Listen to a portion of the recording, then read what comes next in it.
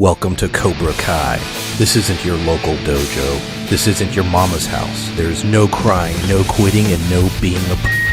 You will strike first, you will strike hard, and you will show absolutely no mercy.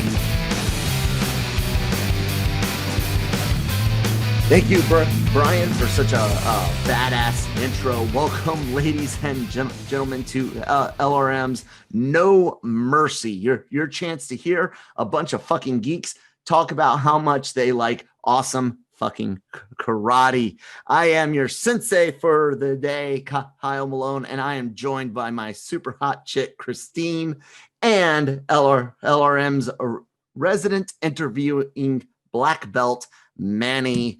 Manny and Christine, what's up, guys? Not much. Hey, never been introduced that way. You like that? I'm trying to roll with the whole Cobra Kai theme and badassery and stuff like that. For those of you that don't know, LRM's No Mercy is our Cobra Kai podcast. Like we said, we have already gone over season 1, which you guys can find a link to in the description below. We talked about it very much in depth.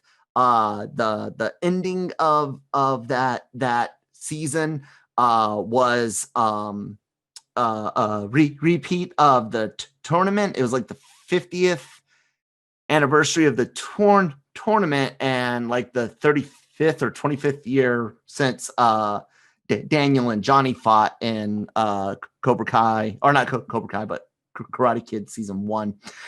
There's one thing I forgot to ask us to do last time using LRM's A to F plus and minus score. Manny, what would you give season 1 as a score? Oh man. Yeah. I'll tell you what, give you a moment because I kind of cheated and I let Christine know that I was going to ask her this question. So we'll let her answer first, give you a second to think if you're going to put a plus or minus in that letter. Yeah, I was thinking like a B plus. I really liked it. I like the second season better. What knocked it down a little bit from an A to a B for you? Well, how I thought about it was, how often I would want to watch it again. Mm-hmm. How much, like going into that. It's like, it's really good, but I wanted, to think of it as that way as well. So it's like, I'd be more likely to watch season 2, or I'd just watch season 1, kind of like half enjoying, or not like half enjoying it, but enjoying it a little less, but like excited for season just 2. Trying to get through it. Yeah, thank you. All right, Manny, is that enough time for you to figure out what you're going to score season 1? Yeah, she makes a very, very valid point. Because I'm trying to just think of it as, what did I think of it? Season 1, take away everything else I already know for what came afterwards, and just they're kind of bickering back and forth. My final grade for it, as good as it was, is I'm gonna give it a B minus.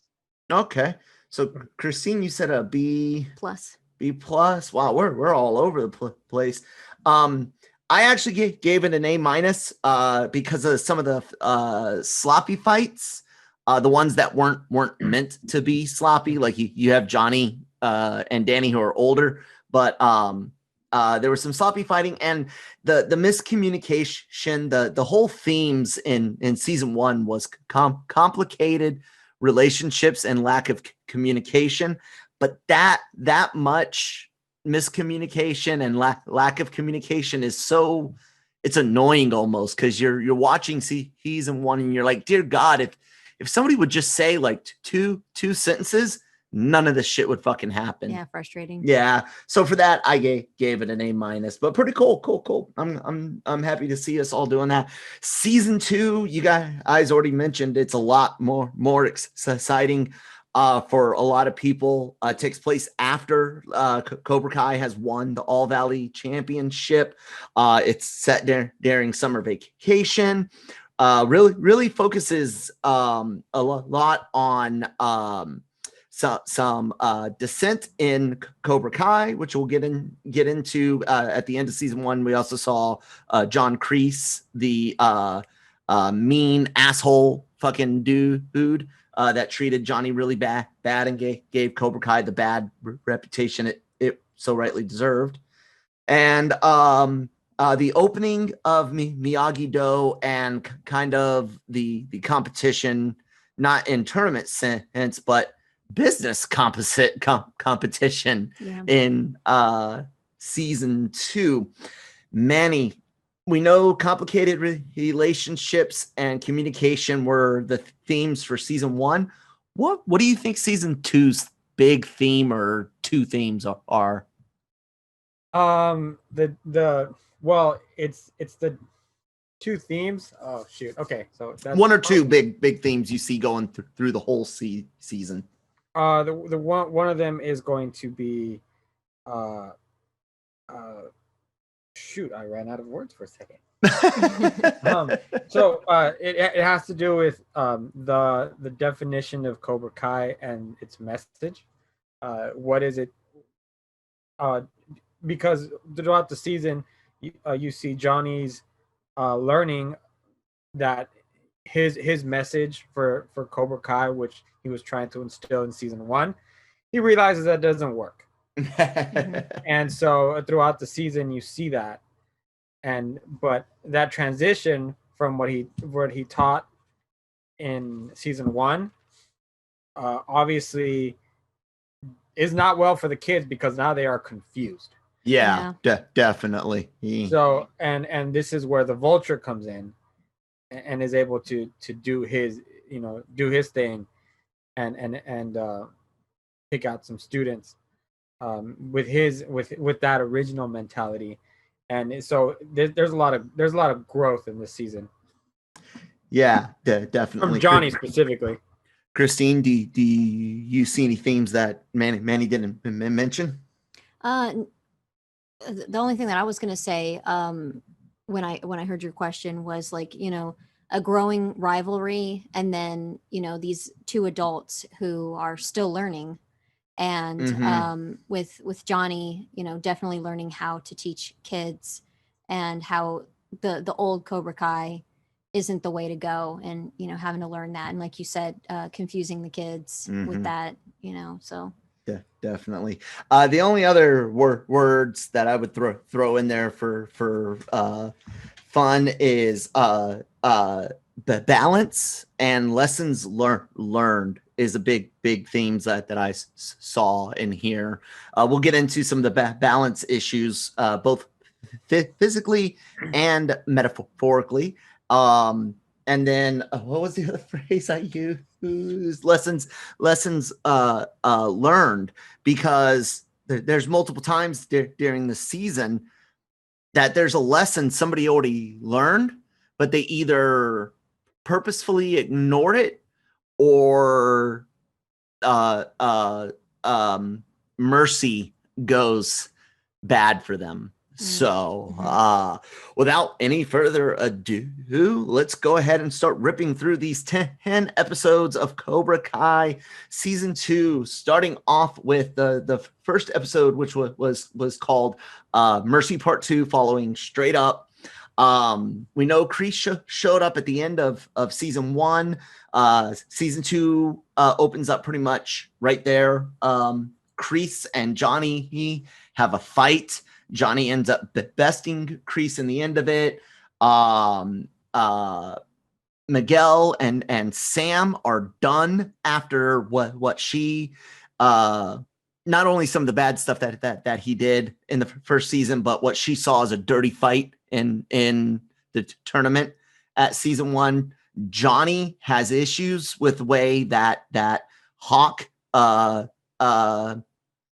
fought in the tournament, and has issues with Miguel, but with Miguel, he thinks he can change things around. And at the by the end of the episode, we've got Robby and Sam fully joining and training under Daniel Larusso in Miyagi-Do. Manny, opening episode, any thoughts on it? Oh, one of the thoughts that came to me was it was a brilliant move by the writers to make sure that this season took place in the summer after the tournament, just because of the fact that I think that if these kids are still in school while this rivalry is developing, they do not make it through the school year, and they don't, and it is going to be bad. So kudos for them for that. And then the other thing that was really interesting, because I didn't necessarily, I noticed it, but it's just kind of the Karate Kid thing. But how much Daniel LaRusso mentions Miyagi in everything he does. And in I think we'll talk about it later, but the beach scene I think was really interesting. Oh yeah. Delivered that one moment. But the only thing I'll mention is that one of the things he had mentioned in an interview was that that's the only way that they got Ralph Macchio to come back, is to make sure that they had that Miyagi lore throughout the series. I didn't really know that. Now, you spoke with multiple cast members before the YouTube thing and the Netflix thing went down. So you had actually even heard some season 3 stuff long before we're going to actually get to see it. Yeah. So Ralph really only came back because of what they were willing to put in for Mr. Miyagi. If it did not have that like Miyagi for his character, like if it wasn't that important in his life, then he wasn't going to be a part of it. Wow. But they did. But you see how it works, because now this season you have Miyagi kind of still in the head of Daniel, but now you have a physical Kreese, in the mind of Johnny. So it kind of, it's a step backwards. yeah, definitely. He has some shocking. He has some moments of legitimate shock in the next episode.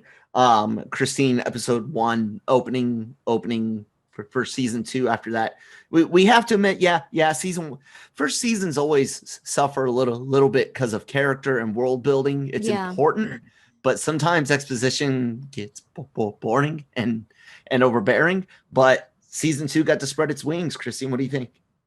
This episode? I really enjoyed it. Although, just sitting down and watching, it's just like you see at the end where he allows Kreese to join Cobra Kai, and I'm just like, no, you don't let your abuser back in your life. I don't care what they're going through. I don't care their struggles. You need to have that line, and you can't cross it. And then with Daniel, when his wife is reluctant for him to start Miyagi-Do, and he's like, oh no, I can balance all of this. It's like, your partner always knows you. So she kind of has that look on her face like, no, you can't. Yeah. So I thought it was great opening. It did what it needed to. I don't think there's too much more to say on episode 1. Kreese, man, seeing him, it was just like, wow, like you guys really went all in. And when you first see him in season 1, I knew in season 2, I kind of already knew what was going to happen. And like, even before watching the first episode, I figured Johnny's on his redemption path. He's becoming a good guy. He's going to give Kreese a second shot, and it's going to go bad. And boy, does it. Getting into episode 2, we find several important things that happen in episode 2. Robby's left alone by his mother. He attacks a guy thinking someone's breaking in, but it's his mom, and they're off to Cabo, I think it was. Yeah. And she's like, yeah, I just gotta go, and fucking leaves. And we get the awesome first day of Mr. Kreese, not Sensei Kreese, being with the students and in Cobra Kai, and they're all slacking off and making jokes and having fun because the way they see it, they got a year before the next tournament. Yeah, they're riding that victory high and acting, they're not the way they're supposed to. So I thought that was a great way to show kids being kids. Manny, what'd you think? You got kids. I mean, it is, but it's something that obviously Johnny knows would not fly with Kreese, and actually doesn't fly with him if you really think about it. No. And just his mannerisms and the way he refers to anything that he doesn't understand, he referred as something for nerds, which is always funny to me. So I can see why it would bother him so much, not necessarily because they were his kids, but because he also has Kreese standing there with him. Yep. So it's embarrassing in a way, which then leads to cement. Yes, that was not safe. No, that is not safe at all. And then I like the parallels between the two unorthodox methods of training that they both had. So it's starting to kind of distinguish the two just a little bit more. Obviously, I mean, they were always going to be different, but you would. I think in a regular dojo, if it's anyone else, like the sensei maybe laughs at it and just moves on and makes it even a part of his thing. But no, not in Cobra Kai. No mercy. No mercy at all. Yeah. Go ahead, Chris. Okay, I was gonna say the thing is, we people tend to revert back to who we were when we're around people that we've been around before. So he gets stuck in that. I still want to impress my former sensei, and it's just like I feel bad. But what were you gonna say? No, I agree. Getting into that cement truck, because that's the very next bullet point, in order to punish the students and show that he still has charge, but also to teach them a legit lesson about you don't rest on your laurels. You don't hang up your plaque or put your trophy in the case and consider that it.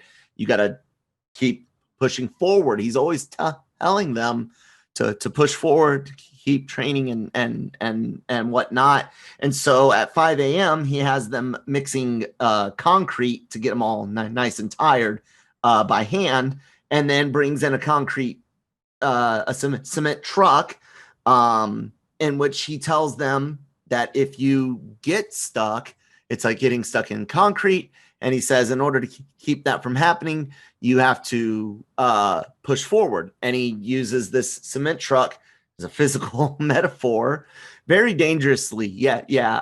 I'm did a lot of concrete work in the Army, and cement has a lot of chemicals in it.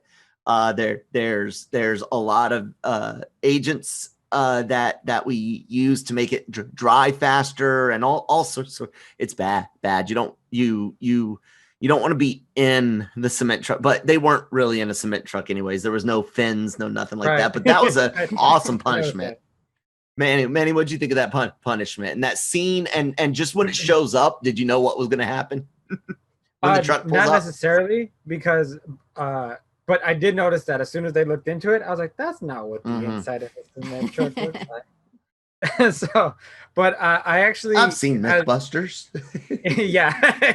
No, Dirty Jobs is actually where I saw it. Yeah, that's where I was going with it. Yeah. Yeah. I actually just found it the Miyagi-Do. What is this gym called? Miyagi-Do. Miyagi, I had it right. Okay, that's the style, and then it would be the Miyagi-Do dojo. So I found that a lot more interesting with balance and trusting your partner and things like that, rather than just pushing something in a circle. Right. Which, I guess would in a way have to teamwork and strength and overcoming something that large. But in the long run, I'm not really sure it taught you much other than getting your ego up a little bit more. Yeah, I mean, a lot of Cobra Kai is all about that is confidence, but too much confidence can definitely lead you awry. You mentioned the next note coming up, balance and the circle training that is going on at Miyagi-Do. So while all the cement truck and harsh punishment and stuff is going on, excuse me, Daniel has got the dojo open. He's working with his two students on a balanced circular kata, where they've got to move and sync and all of that, and it eventually leads to this really cool thing where he uses the water disc in the pond to help them feel each other's movements, and that's pretty cool. Balance comes into play very early here. We see Daniel getting calls from his wife about the fact that was his cousin left, or one of his best sales associates. Can't remember the name. Yeah. Was threatening to leave, and then basically does leave, and they need to sell a bunch of cars. We get a cool little husband-wife car sell. What's the M word? Not marathon. Montage. Thank you. You're welcome. And then at the end of the episode, Daniel learns about Kreese being alive. I love the circle stuff. I like the car sales scene. Christine, what else do you got to say, or on any of those points, or anything I may miss? I was gonna say, like, you get to see Daniel try to find his footing as a teacher, as a sensei. And at first you see his face that he's struggling, but he's going to stick it out, and then he has that that light bulb moment, and that's where the disc in the pond comes in, and it's really cool to see him figure things out, and he's doing really well. So I thought that was kind of cool. Manny? I found it ironic because at the same time that he's trying to teach these two young people balance, he is unbalancing his own life. Mm-hmm. Yeah. His priorities are starting to shift in his mind, and because of how excited he is to have this back in his life, but he is neglecting his responsibilities. And you asked me this earlier, but I don't know why the light bulb didn't go off. That's one of the also themes of this season is his balance, that he's and you start noticing that he becomes more uncomfortable, a little bit more aggressive throughout the season, because he's not balanced. He what he's teaching, he's not following himself. Mm-hmm. That's something real interesting, because it's something, we're probably going to talk about a little bit later, but this is something Kreese also tells to Johnny.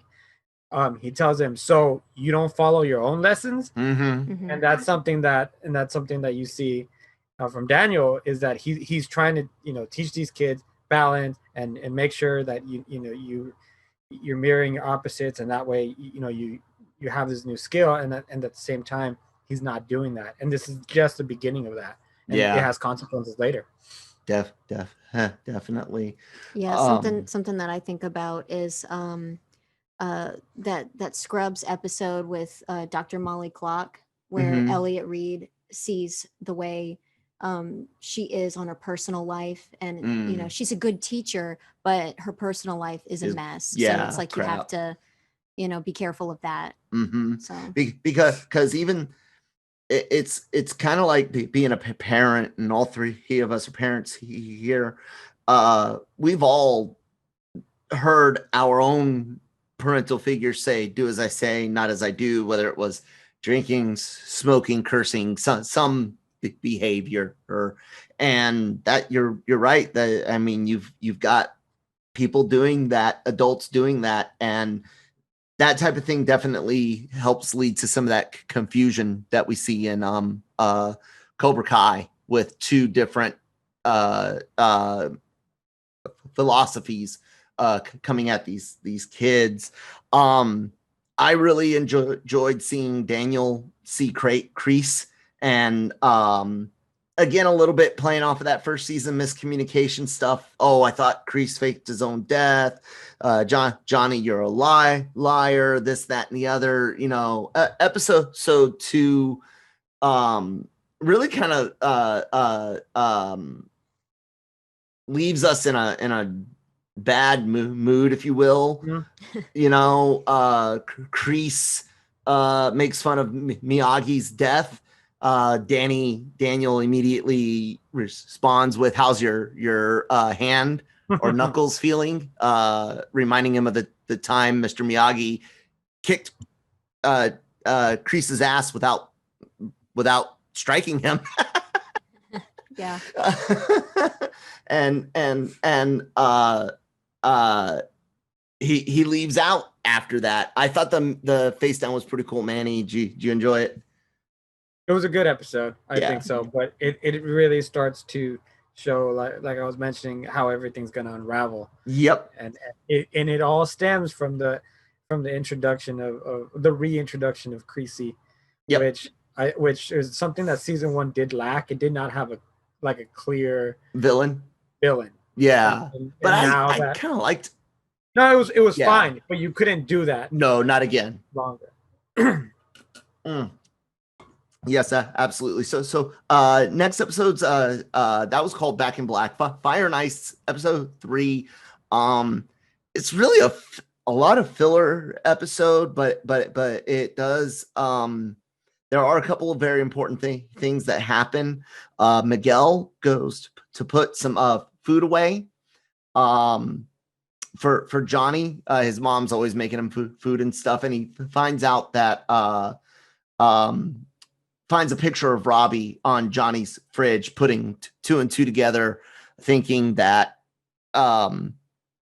because Robby is his kid, that's why Johnny has been so tough on Cobra Kai this summer, because they beat his son. And of course that's not the deal. There's a great hilarious bit in here where Johnny gets his first laptop in the internet. And the first thing he does, what a lot of adults would do. Not even adult, 10-year-old boys.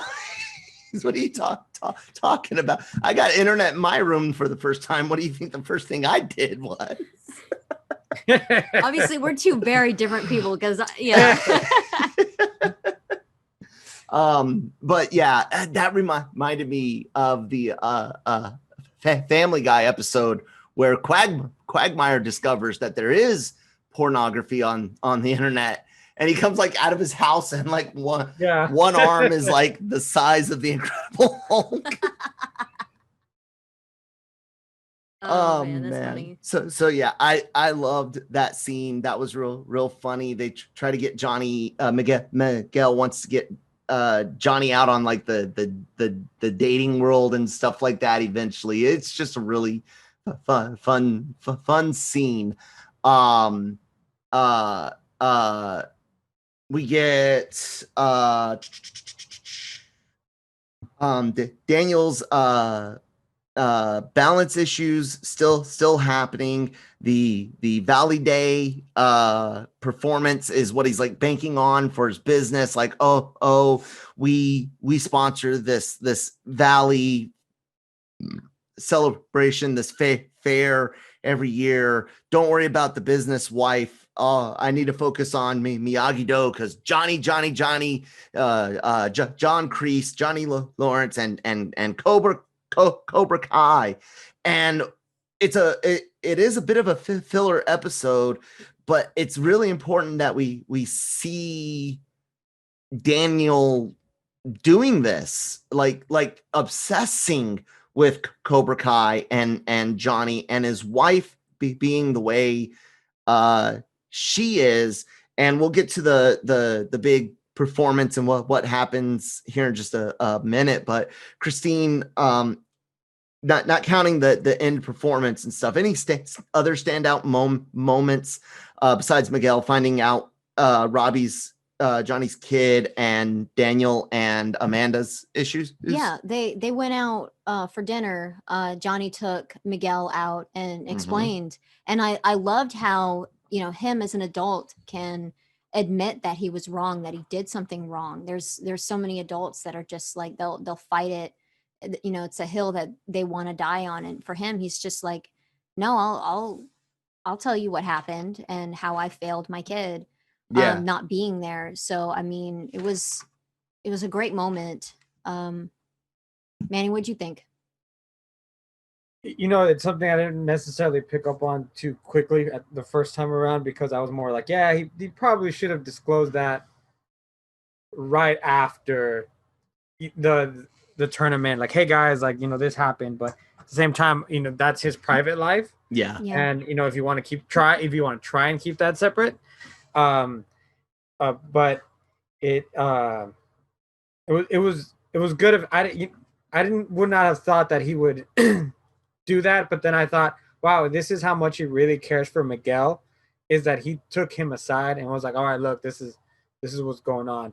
And so it shows the relationship that they're building together. And then the other thing I wanted to mention is, early in the episode, maybe you're gonna go back and cover this, but we see one of the things that he sees on the internet is not just the hot babes, but he sees a commercial commercial for the Miyagi-Do, Mhm. and you find out that he's taking this out of the budget for advertising for the dealership, which his wife is not happy about. Not at all. Their gets to third quarter marketing budget is what she Yeah. said. So he didn't, because I've looked at YouTube ads before. I know you definitely have before. A dealership with 5 locations is going to have a pretty big third quarter marketing budget, and to blow that on YouTube. Yeah. I also think that was a little overblown, because Yeah. from what we see in that ad piece, I was like, there's no way No. that cost that much. Yeah. That was nuts to think that it did, unless we're saying that he put it on the internet, he bought airtime on television, Yeah. and Stuff like that. Yeah. But overall, you know, he's leaning too far to one side. Exactly. And he does that because he sees, you know, all the success that Cobra Kai's had. His message in the commercial, you know, don't be a snake in the grass. He's definitely taking shots, of which a lot of the Cobra Kai members, when they find out about it, take it personal themselves. Look, these are most of these kids are good. Yeah, Hawk. Look, we're gonna have to talk about Eli a little bit more in this episode as we get closer to the end. But he's an example of a kid that is exactly who needs martial arts for the confidence, for the discipline, for the routine. But he's also that prime example of the guy that takes it too far. Yeah. And we get that quite a bit, but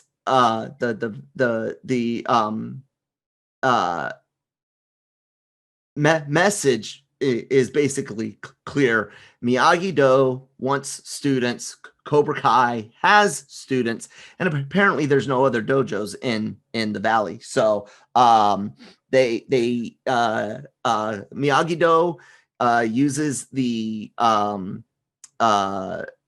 I guess it would be nepotism, kind of, because that's his daughters using the dad's stage. I don't know. Anyways, the Larusso stage uses their influence to have a karate exhibition with Daniel, Sam, and Robby. Cobra Kai crashes it, actually hijacking the main stage. Kreese somehow uploads a light show and pyrotechnics and smoke effects to go along with it. Yeah. But Cobra Kai does a really cool show. They actually fight each other on stage, beat each other up a little bit, and get a lot of notice that way. It's a cheap fucking move. But so was kind of Danny's thing. I mean, Manny, is anybody in the right or wrong here for what either the commercial or what happens at Valley Celebration? Nope, just business. It's as far as I can business. tell, there really isn't. There's nothing wrong that they did. The only thing I will say that was kind of messed up is they did interrupt their performance although it seems that they had their stage set up already. Yes.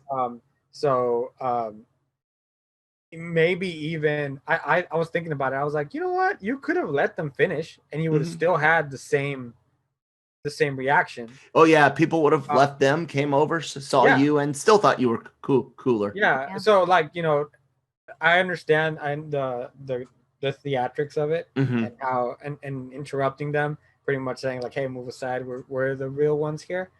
But after watching it and watching everyone's reaction, I thought, you know what, they could have let them finish and then said, all right, now look at us. But that's not how Cobra Kai does things. Obviously. Yeah, no. And then I thought it was funny that Kreese was back in the production booth saying more sparks. More sparks.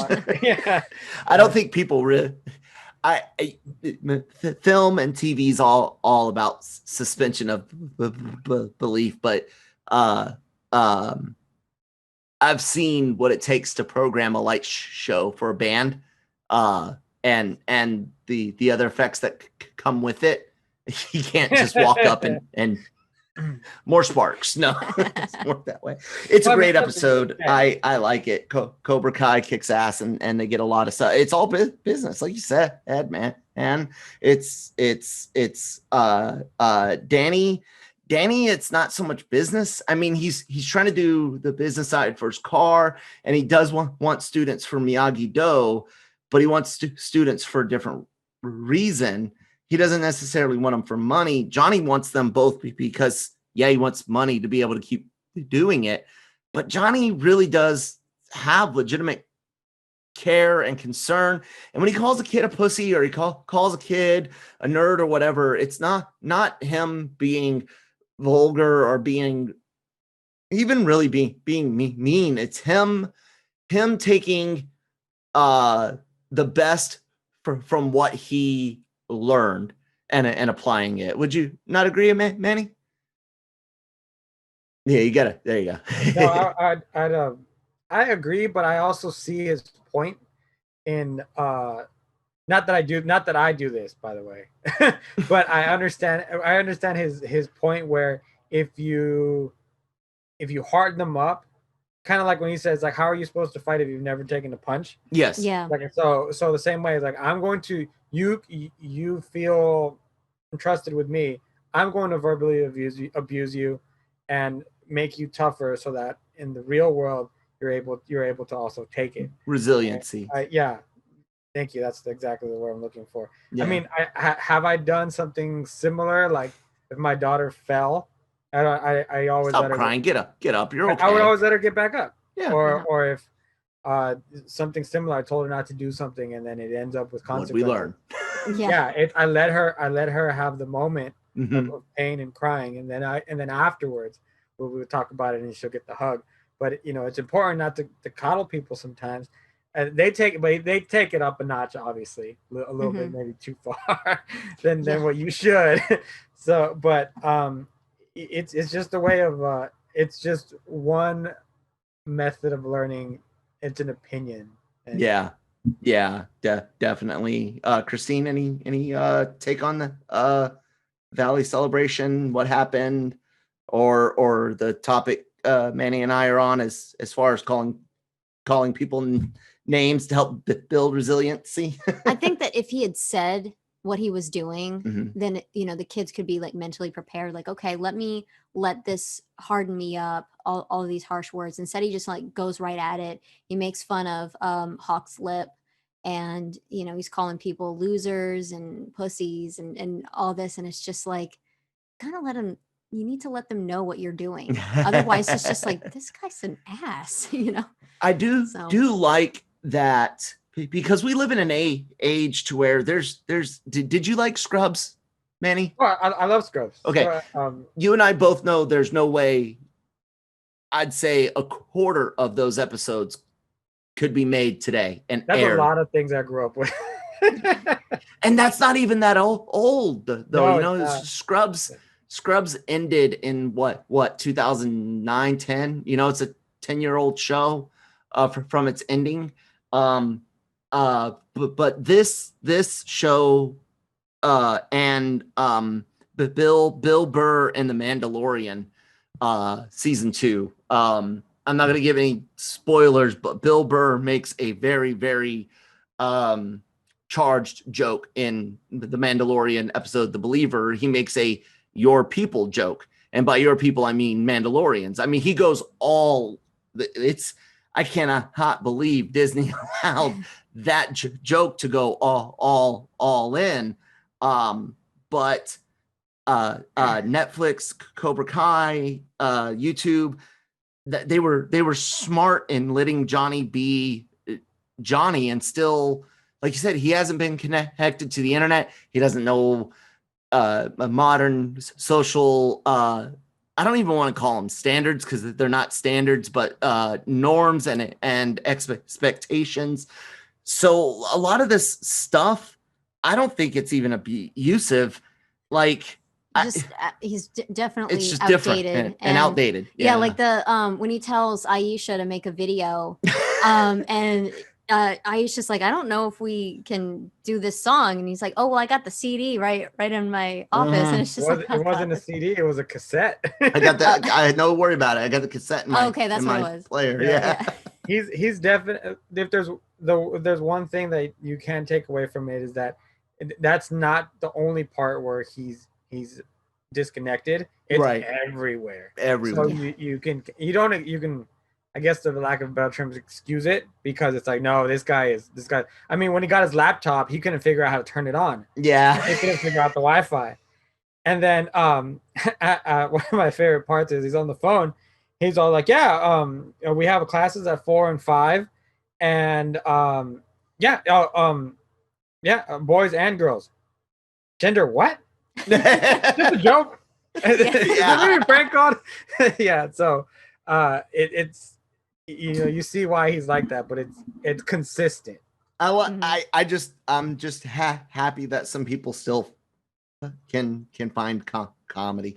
Any last words on this episode? Nope. No. Okay. Carrying on, episode 4. Dimitri, who was one of the trio of friends with Miguel and Eli, who becomes Hawk, goes to Cobra Kai. He's a bit of a wuss. We didn't really talk too much of him. A bit, yeah. That's an understatement. Dude's a fucking pussy. Okay. And since this is the show that it is, and we're all adults, I'll tell a funny joke that I heard from a comedian. And I think he was a gay comedian, actually, which makes it even funnier joke. He talks about playing games online and how somebody called him a pussy. And he's like, didn't you just basically call me the greatest thing on earth? Like I said, it's a funny joke.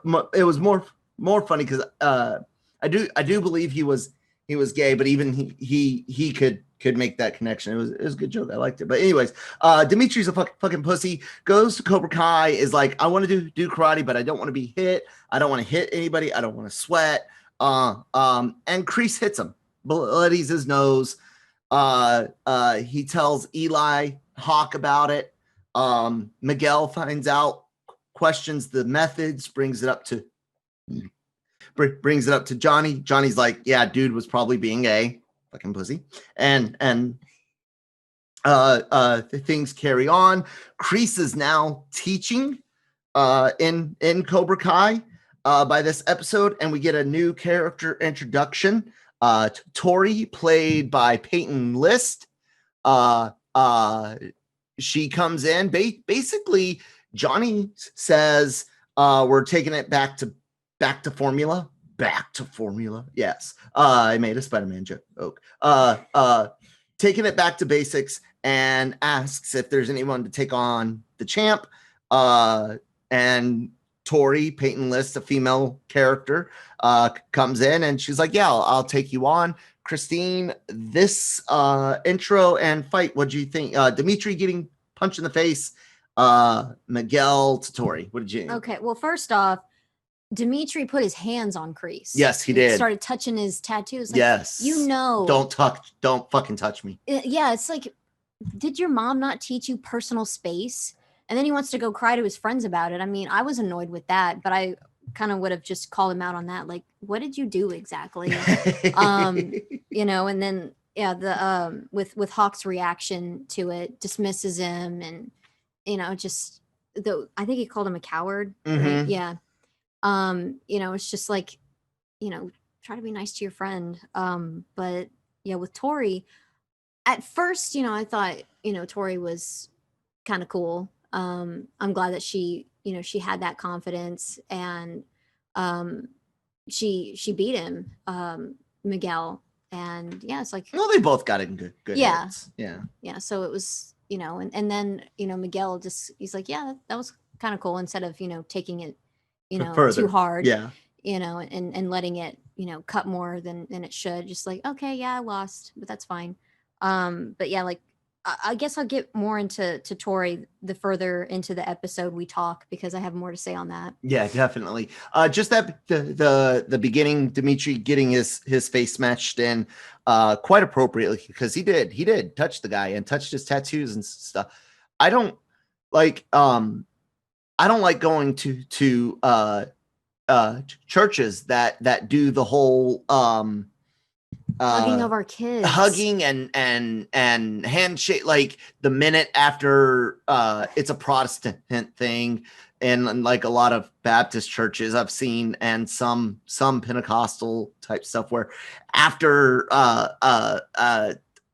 songs or whatever, it's like meet and greet, right?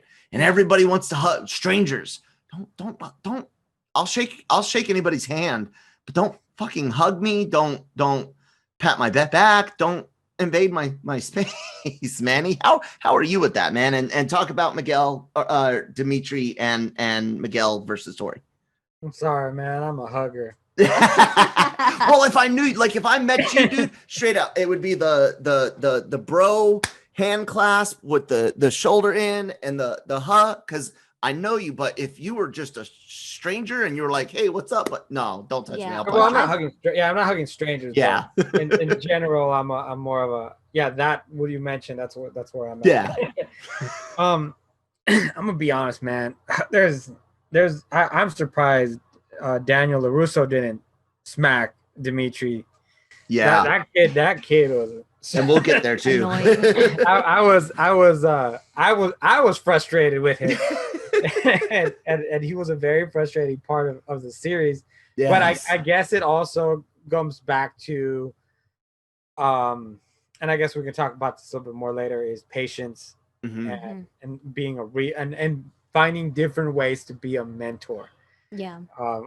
Well, where with Kreese, all you see is this weak kid who's probably not going to be the fighter you want him to be by the next tournament. Not like Eli, who just, you know, head first in and just completely adopted the Cobra Kai way. And that's obviously what he's looking for in people. So when he's all like on him and whatever, this and that, it's, oh, you touch me? All right, green light, buddy. Yes. Yeah. And obviously Hawk and Miguel are really buying into, you know, Kreese a little, especially right now when they have a little bit of mistrust with Johnny after what happened with the son. With Robby, yep. Yeah, with Robby. They're going to lean a little bit more with Kreese. And they're all and there's one thing that's consistent, is that they're all about Cobra Kai. They're about their group. Yes. So even if necessarily they're not 100% with what's going on, they're always going to stick together, and that's something that you do see. And this is one of those cases. Sometimes that's a good thing. I mean, we see it a lot in the military, whether it's your branch or Army, Navy, Marine, Space Force. Look, I'll say this. I'll take a quick sidestep.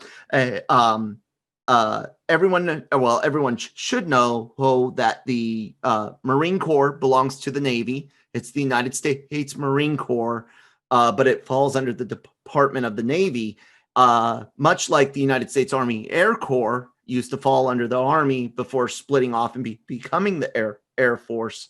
The Space Corps, which I still stand by, or Space Force, should have been called Space Corps, because it should have been similar to the Marine Corps as to the Navy, but Air Force to space. But all they did was the Army, the Navy, and the Air Force all have space jobs, and they put them all together and said, you're now all in the same branch. Like, it's not a whole from scratch thing. Anyways, tribalism is a real thing, and sometimes it's good. We have it in sports.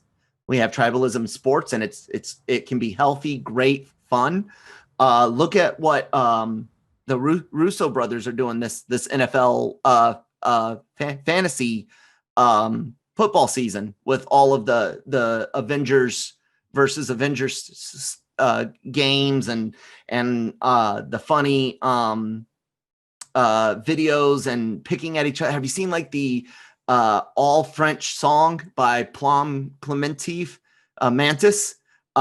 Simon Pegg and her wrote this song. It's all in French. Look it up. And it's her shit talking the other Avengers for fantasy football, all in French. And it's filmed like a French, like art house film. It's I hate the French language sound. I'm not saying I hate French or French people or anything. I don't like the way French sounds in my ears, but it's a great fucking video right now. Kyle.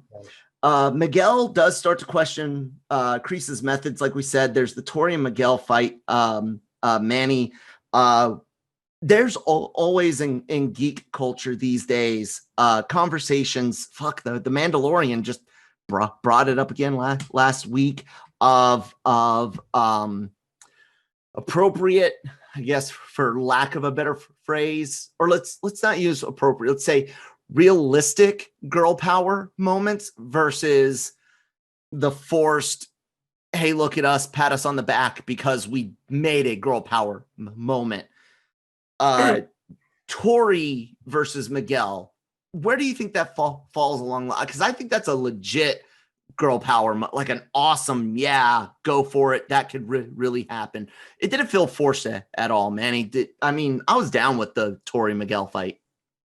No, there was no reason why she couldn't be better than him. And as a matter of fact, if anything, she maybe had watched him before. Yep. And so she knew a little bit more about what he was about as far as fights, especially if she was at the tournament for whatever reason. Yes. And he didn't know anything about her. And he was, and you can tell by his mannerism, he was trying to go easy on her. So he didn't even have his guard up to per se to really take her on. So definitely realistic. With her and with the other girl on that Sam, not Sam, the other Cobra Kai. I don't remember. Aisha, thank you.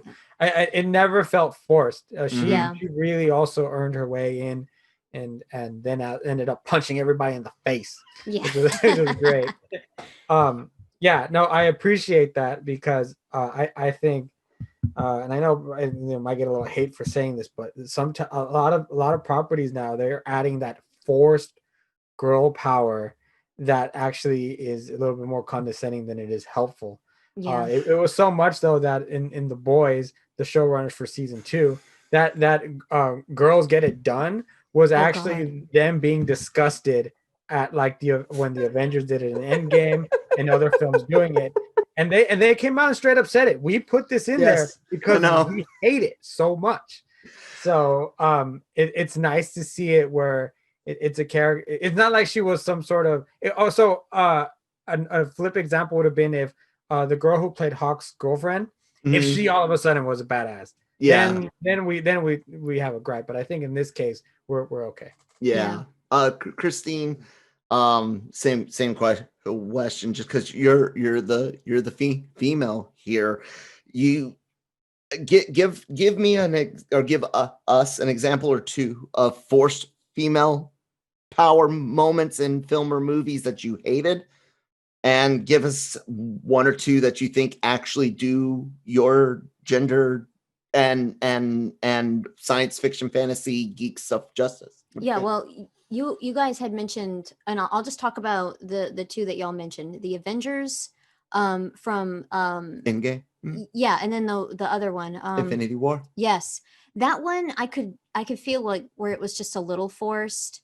near the end of the movie, where there's like a small group of females, and where Scarlett Johansson, She's not alone. yeah, thank you. Yeah, but she's not alone.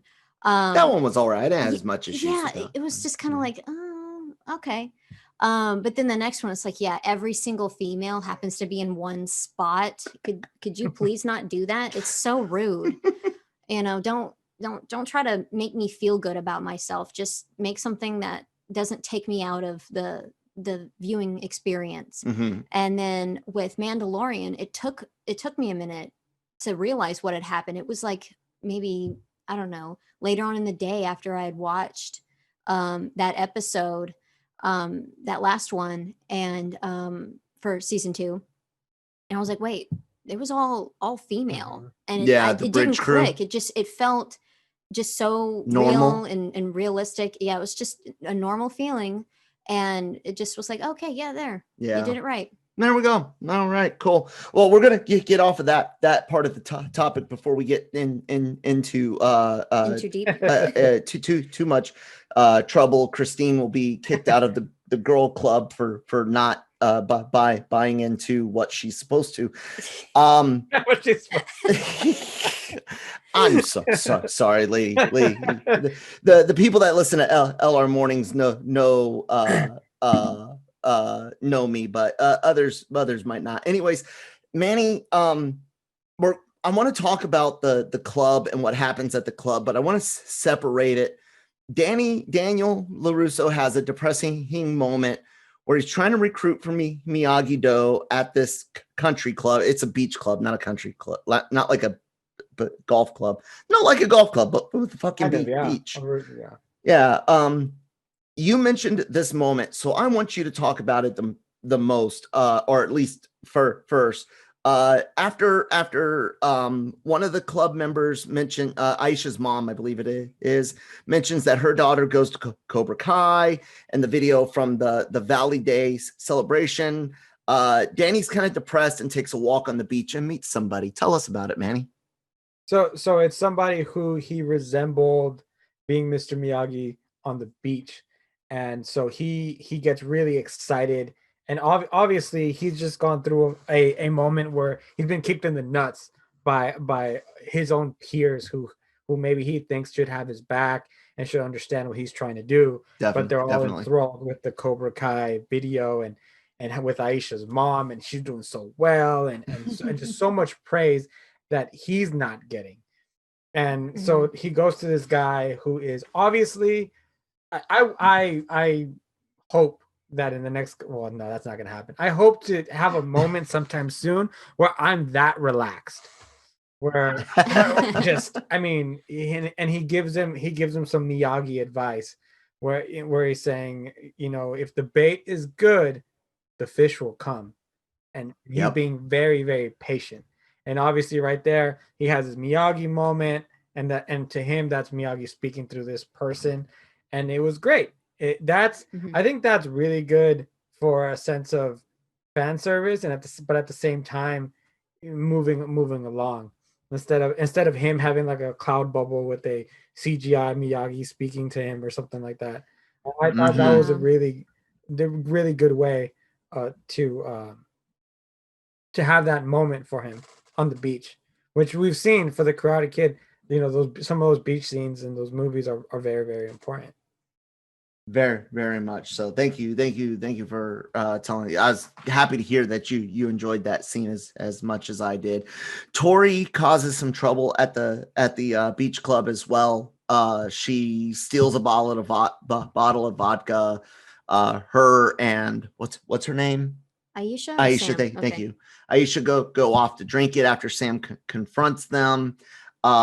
Before the end of the episode, though, there's a little bit of trouble with Robby, who we learn did some stealing, some thieving. He was small, good for thieving.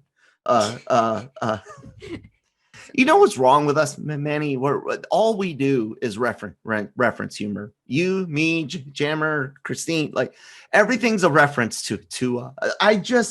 What did I just connect that to? Guardians of the Galaxy. Guardians of the fucking Galaxy. I just can't. God damn Cobra Kai to Guardians of the Galaxy. No, it's a curse, really. You know, I my brothers and I do the same thing. We're watching. My brother watched Mulan at midnight a couple of nights ago. He calls me and he goes, "Hey, Council Han is in Mulan," and I know exactly what he's talking about, and I'm just busting out laughing because it's a Rush Hour reference. And now we're gonna, what are we doing? Playing 10 paces from Kevin Bacon? Yeah, I know, right? We're supposed to be talking about Cobra Kai. Now I'm changing the subject. The shit with Tori and Sam causes Sam to confront Aisha and Tori after Sam's mother, Amanda, Daniel's wife, her wallet goes missing. Robby figures out that his old buddies are up to the same thing that they were doing last year when Robby was kicked out. After a moment with one of the managers, Amanda saves Robby from being kicked out and basically tells him everybody deserves a second chance. Look, you have been nothing but good to us since we hired you at the shop where he put up with some bullshit and stuck it out. You've proven yourself. So your past, it is what it is. You want to tell us, fine. If you don't, whatever. As far as we're concerned, you're a good guy. What a fucking mom. Yeah, she's awesome. What a fucking mom. Because that is something. Robby didn't have a mom. He didn't have a fucking dad. He didn't have jack shit, you know? But Robby figures out his old friends are up to their old business. He knows where the drop-off point is. He goes, finds Amanda Larusso's wallet, but his buddies catch him too, and he's prepared to fight them. But they remind him that they are a 3-person crew. He just didn't know that they got a new third person, and gets his ass beat. But beforehand, he sets up a phone because he thought, hey, if there's Miyagi-Do beating up some bad guys, we'll get some PR. He gets his ass beat a little bit because of a sucker punch, or sucker oar hit. It was an oar or paddle to the head or something. Smack with something. Yeah. But Daniel Larusso, fucking all Valley 1985 champion, Daniel Larusso comes to his rescue, and this is really the first time we see Daniel fight for real. Christine, what'd you think of it? It was awesome. I also like the part where it kind of clicked for Danny that we shouldn't post this. It's not about that, because like the moment before that you had mentioned about the guy fishing, so it's just kind of like with the right bait. Yeah, it's not. It's okay. And then also with Tori and Sam, like of course they were both in the wrong. But Sam, like with what we saw earlier with Dimitri, she put her hands on Tori. So of course Tori, knocked her down and she got food all over her. It's like, don't put your hands on people. So it's like both of them in the wrong. Even though Tori had stolen that bottle of vodka, that's not necessarily that she took someone's wallet. Yeah, it's different. Like, yeah, plus Aisha's just right there, so of course it wasn't her, but could have asked and then just let it go. If I had ever shoplifted in my life, and I'm not saying I have, but if I had ever done it, if I had ever stolen anything in my life, it definitely would not be from an individual. You know what I'm saying? Like, that's different. There's one thing taking a bottle of vodka from a bar versus taking somebody's wallet, which can cause all sorts of issues with driver's license and credit cards and all that, not to mention money. So yeah. Manny, any takes on Daniel's fight and the Tori Sam issue? It was cool to see him in action, just like you guys mentioned, just because we've seen Johnny, fighting a couple people and everything, but to see him, especially with the guy that's bigger than him, and he kind of proves his point of, yeah, okay, I do know karate. It's not just I'm not just this one kick wonder. Yeah. Now trying to Illegal instill kick. Yeah. Oh yeah, illegal kick. And then a lot of people touching people. That's Yeah. so There's only one person that can just walk up and touch. Oh, two, my son and my wife. But yeah, but I mean, like you're, especially because they barely know each other at all. Exactly. Name and you want to put your hands on somebody, especially if you're already on bad terms because of the situation. That usually when you put your hands on somebody, that means you're getting ready for a little bit more than words. So throw down time. We mentioned it earlier, the business funnies, the videos that are being made. A lot of this episode and the previous episodes, all business. I love Johnny, put some of them hash browns on it. Hash brown Cobra Kai. so I laugh because I'm out of touch, and I'll end up being even more out of touch now because I'm not in the army anymore. I don't have any 18-year-old soldiers under my leadership for me to learn the modern lexicon, kind of SOL. Any last words on episode 4, Manny? Christine. Actually, I'm gonna turn this around on you. Sure, go ahead. And there's another moment in the episode which I thought was really important. Ooh, what'd I miss? You not sure if you missed it or I guess whatever. I didn't want to blame you for missing it. It's all right. Blame me. But there's a Johnny finds out that Kreese's been homeless for 10 years. Yes. Oh my God, yes. So Kreese, Miguel, I think, is the one that brings up that some of the history isn't matching up with the stories that Johnny or that Kreese is telling militarily. Of course, I noticed it too. It's done on purpose. It's nothing special. Anybody that knows anything of war from Vietnam forward could hear Kreese lying.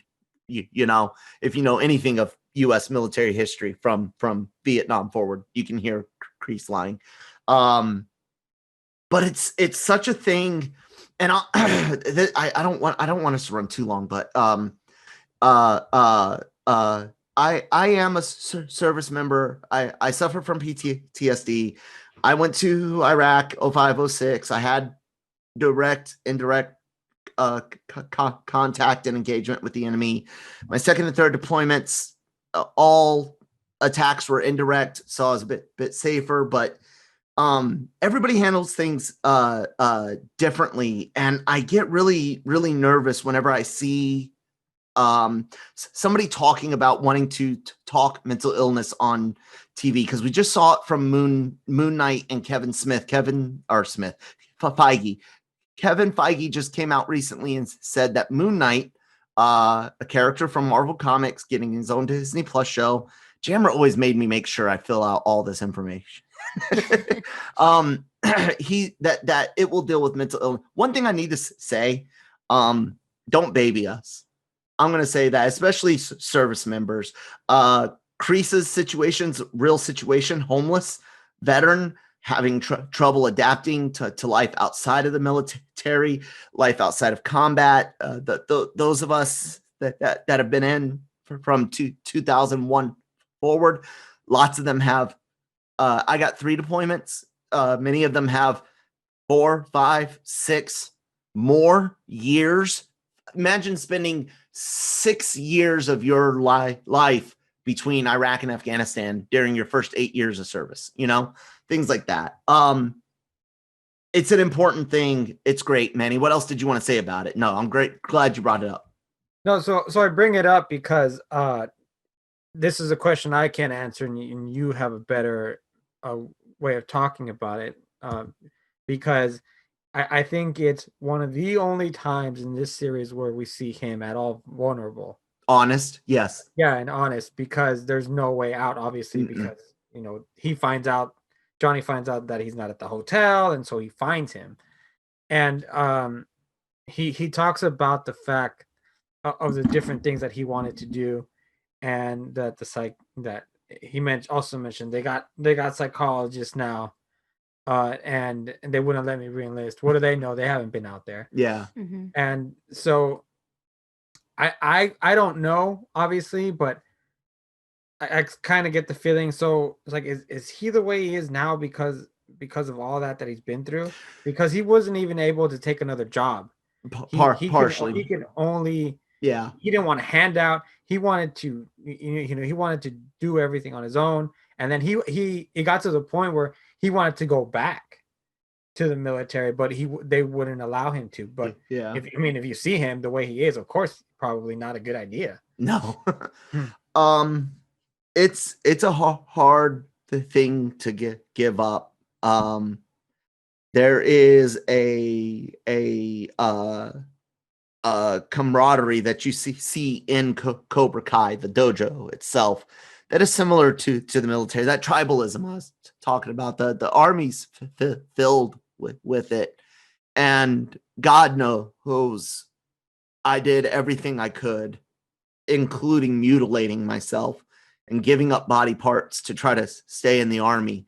So I can really relate with that. However, I will say this.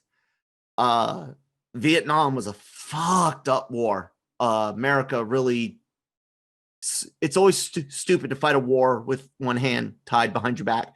So if you're going to fight a war, fight it, win it, and go home. Fuck the enemy. I don't give a shit about rebuilding their country. Destroy their military capabilities to attack America or our allies' interests, and you leave. That's what war is supposed to be. Okay, that's just handle it to stay home. That's the nitty gritty of it. You're supposed to eliminate your enemy's military capabilities. Okay. Vietnam, we obviously didn't play that way. We played too many fucking politics. Kreese is a victim of that. It puts his situation in context, but it will never forgive the horrible things he did to Johnny, the things he does in this season, and the things I'm expecting to see next year. Does that answer your question? Yeah, actually. I mean, it's just the perspective you have. Yeah, absolutely. Guys, look, the other day I was an asshole to Christine. I just was 100%. I didn't mean to be. It came out. Sometimes I can blame it on pain or the narcolepsy. Other times it's just one of those moments. It wasn't an excuse. My PTSD definitely was a factor. It's not an excuse. Puts it in some context, allows us to forgive each other and move on, which is what Johnny tries to do. He takes that context of here's a guy went through what most people to believe the most brutal conflict in modern warfare, especially mentally. And I'm going to give him a chance because here's this manly man that tried to do a manly thing and couldn't do it. And there's nothing more emasculating than for most males to not be able to do something. Manny, you're a dude, just in general. If there's something that not that society expects you to be able to do, if there's something that Manny Emmanuel Gomez expects himself to be able to do and you can't do it, you personally feel less manly, right? Right. Yeah. It's one of those things. Yeah, that's exactly what it is. It's context, not excuse. So, but it is good important character development for Kreese, because you at least see the human side of him. He's not this moment. He's not this asshole robot who's always been.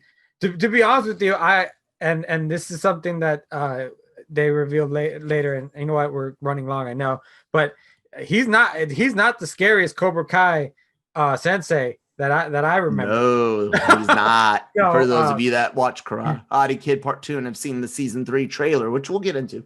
So I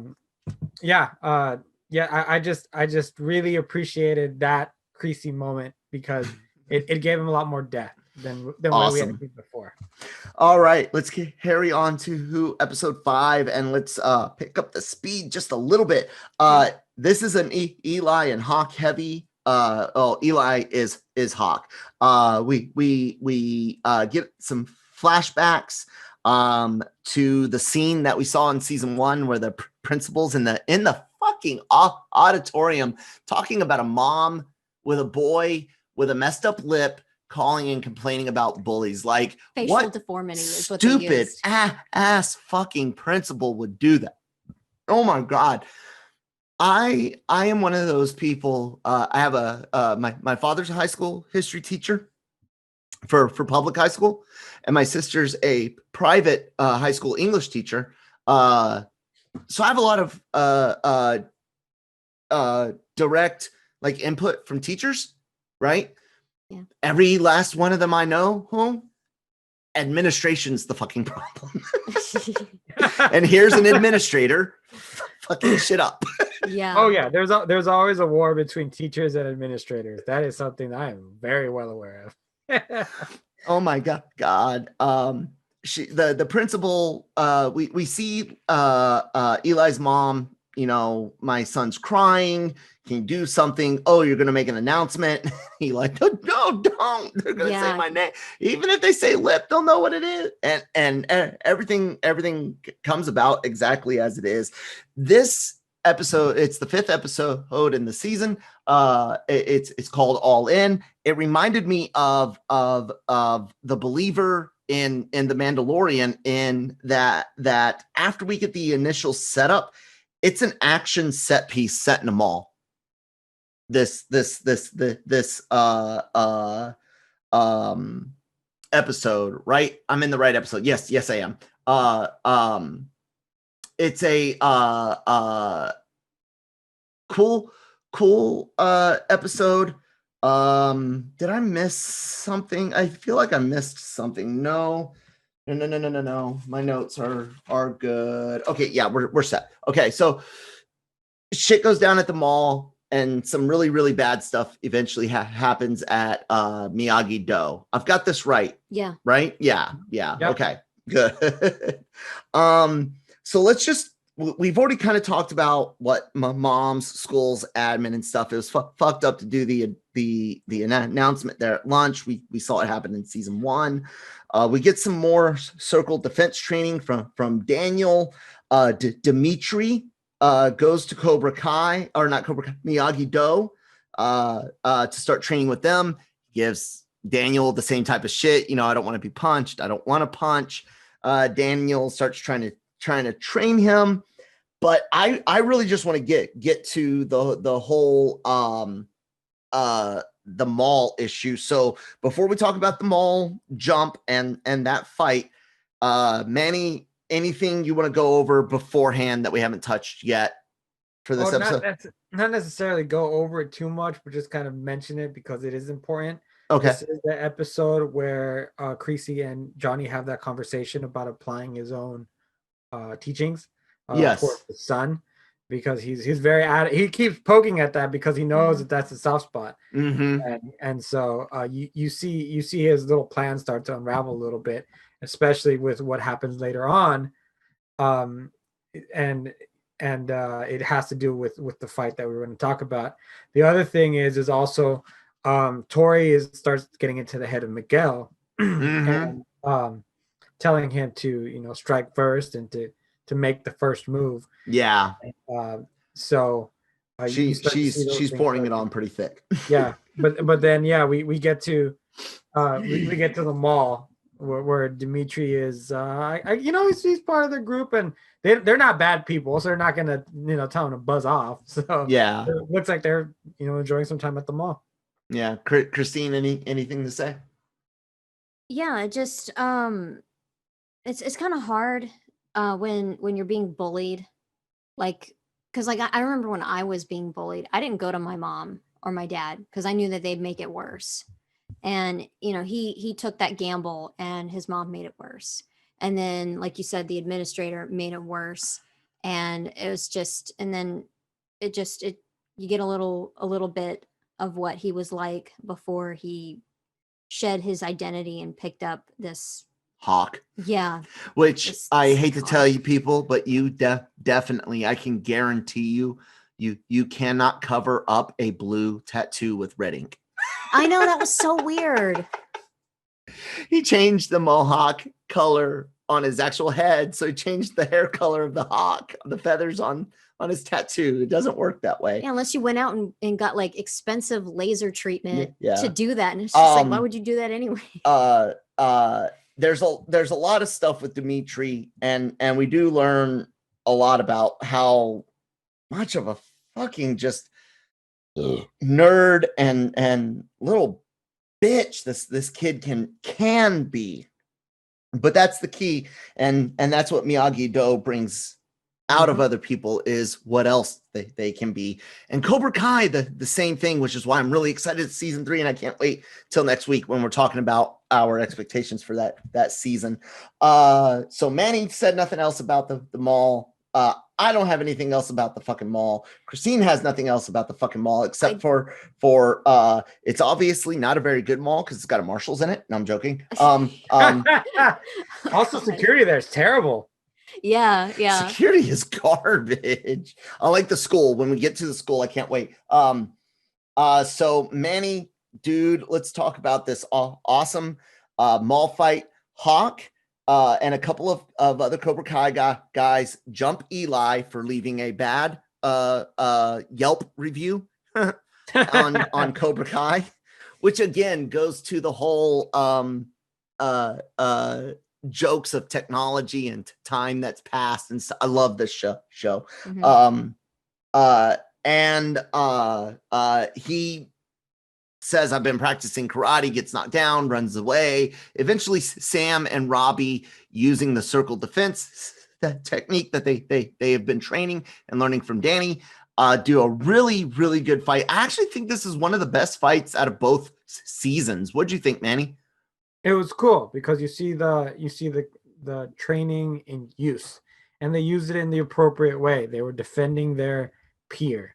Yeah. They weren't trying to score points or look super cool or anything like that. All they were trying to do was defend Dimitri, so it made it even better. And then the other thing is you also saw the contrast between Cobra Kai and Miyagi-Do, where they were calm and centered, and they had this plan, while the Cobra Kai guys were just swinging and trying to, really sporadic, not really working as a unit. Mm-hmm. Yeah, definitely. That's a good way to look at it. One of the things Johnny really, I don't think he really focuses on a lot, every now and then, but not a lot. Teamwork. Cobra Kai is a team. Yes, you fight as individuals in a tournament, but you guys are, like I said, it's part of tribalism. Christine, this mall fight, I fucking love from Hawk's confrontation in the comic book shop. Because somebody's mad because they knocked over some $300 statue. You just know it happened, and he's pissed about it. But what do you think of the circle defense, the mall fight, the chase, all that good stuff? I really liked how, Dimitri's starting to feel more confident. Even though he doesn't have the skill yet. He took a stand. He did. Exactly. He said, I studied karate too. He did. That's a good point. Yeah. And then I liked how Sam and Robby, they know each other with Dimitri. They're not technically friends, but it's nice that they have his back, even though one of his best friends wants to hurt him. And it's insane how the training that they've been in, how different they are, Cobra Kai and Miyagi-Do. And the fight scene, you made a great point, Manny, on that, with how they handled all of that. One was calm and the other was not, and they kind of fought, just for themselves, and lost. So I thought that was pretty cool. And they used their circle defense that they learned on the board. Yep. It's a great episode. It's a great fight. It's one of the better choreographed fights. It's fun. I don't have anything else to say about the fight. I do want to point out that this fight gave Dimitri more resolve. He returns to Cobra Kai, or to Miyagi-Do with a little bit more determination at the end of things. But that's not the end of the episode. As a matter of fact, what really, really fucking sucks is a bit of history a lot of people don't know. Well, you should. During World War II, here in the United States of America, FDR and Wilson were both responsible, and the Supreme Court at the time, for the internment of Japanese American citizens, as well as German and even Russian American citizens were detained and interred, but mostly Japanese. Mr. Miyagi was a bit different. He fought for America. He earned a Medal of Honor. And at the end of this episode, the Miyagi-Do Dojo is trashed. That Medal of Honor is stolen. And we know it was done by Cobra Kai, including Hawk. Once this is found out, Robby and Sam, I think, are the ones that discover the mess. Yeah. Daniel finds out about the missing Medal of Honor. And because I'll tell you people, that's like, I almost had an issue with them using that in this episode. Like, I almost would have preferred them to have stolen the Purple Heart, legitimately. Mm-hmm. Like, the Medal of Honor is such a prestigious award, especially in the 20th and 21st century, handed out a lot during the Civil War, when the Purple Heart really first truly came into being. But Medal of Honor, man, that's just something you don't. But that's the point, because he doesn't have honor. I know, yeah. But that, like, even using it in a story, it's just so shocking to me that somebody could look, and even having the faintest idea of what a Medal of Honor requires. Yeah. Because most people don't survive to get to wear it. And yeah, that definitely, when Daniel Larusso gets in his what does Sam call it? The banana boat or something? Yeah, that car. The yellow car that Mr. Miyagi gave him. Banzai, Daniel-san. I love that movie. He goes to face off against Cobra Kai, because they spray painted Cobra Kai Never Dies on the side of the car. So he knows who did it, or at least, is being framed for it, but they really did it. And he goes to challenge Johnny, and he says, I'm not going to strike first. And Johnny mentions a lesson that he learned, which is very important, that goes down all of this time during the mall stuff. No, wait, that's next episode. Yeah, that's the next episode. Sorry about that. Johnny does tell a lesson at the end of the episode about he's learned to be the bigger man, and he says he won't strike Daniel, and that's where you see a bunch of Cobra Kai guys leave. That's where Kreese and some of the others see Johnny as a weakling for showing mercy when the sign clearly says no mercy. It's a very, very, very important part, Manny. The destruction of Miyagi-Do and Johnny and Kreese. And go ahead. That's all Kreese, and that's all exactly the way he wanted it to go down.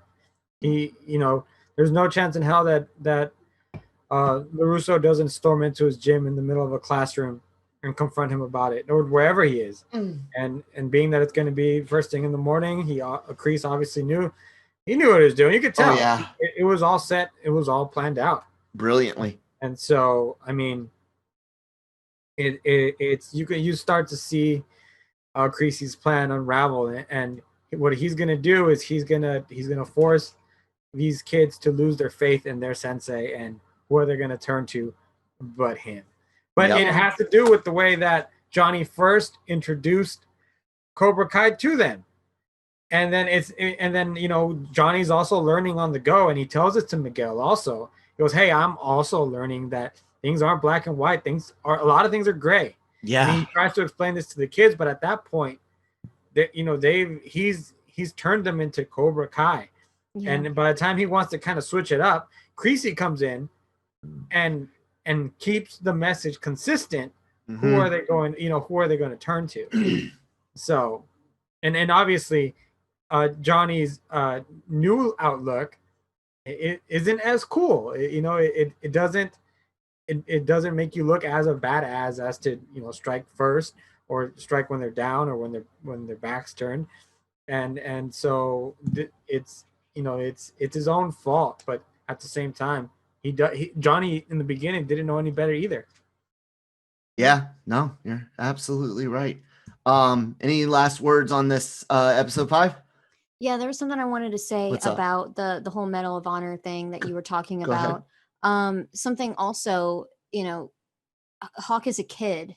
He doesn't understand the impact of it. Not just that he doesn't have honor, but also he doesn't really know what it means. I would disagree because of something we'll get into in a little bit in the woods. Okay, I'll disagree and say that Hawk is very well aware of what he did and has no honor. Well, I know that, but I also figured, because everyone knows. Yeah, I'll make my point that he definitely knew. Manny, do you think I think he knew. Do you think he knew? I don't think he understood the. You don't? Okay. I guess I have to make my case in the woods. Okay then. Okay then. All right, righty. So episode 6 is great because it starts off with Johnny punishing Cobra Kai because he learned from Daniel in the last episode about the Miyagi-Do, the Medal of Honor theft. But this episode is very, very important because we get a lot of Johnny exposition. Johnny learns that a friend from high school is dying. He's got cancer, doesn't have long left. And a bunch of the guys that he hung out with during the first movie all decide to take this guy out on one last, hoorah before he goes. And we get a cool bar fight. We get some exposition about the ex-girlfriend that Daniel Larusso kind of sort of halfway stole in Cobra Kai or in a Karate Kid. I wouldn't call it theft, but in his eyes, yeah, in Johnny's eyes. And we also get a development of Miguel and Tori's what's the word I'm looking? Romance. Including some fun stuff at a Applebee's Fridays type food place, a ridiculously cheesy video, and some cheesy high school kids in a park. Christine, go ahead. Any specific notes you had? Any points off of the bullets that I brought up? Yeah, his friends, like they already know, like you shouldn't be trusting Kreese. That was not a good idea. You should have just let Cobra Kai. I don't know if they use the word die, but like just you should have let it stay buried. I think they do, don't they, Manny? Then they said you should let it remain dead, or you should have left it dead, or something like that. Yeah. So it was just, and the look on Johnny's face, like with his struggle with everything that's been going on, it's kind of like that look, like I'm trying, but yeah, this is harder than I thought it would be, kind of thing. So yeah, Manny, other points that you want to bring up, or anything you want to expand on the bullets I brought up for this episode? I'm gonna be real honest. I hated this episode. It was hard. It does take you out of the flow, right? I really felt like it was more nostalgia than anything else. The only thing that the trip really for me helps at all is with getting Johnny away and having Kreese alone time with all of the students. Yes. So other than that, I didn't really feel like the show needed that much nostalgia with his former group. Yeah, maybe just like a little bit of that time, but it was also like Johnny being away and having time to reflect for himself.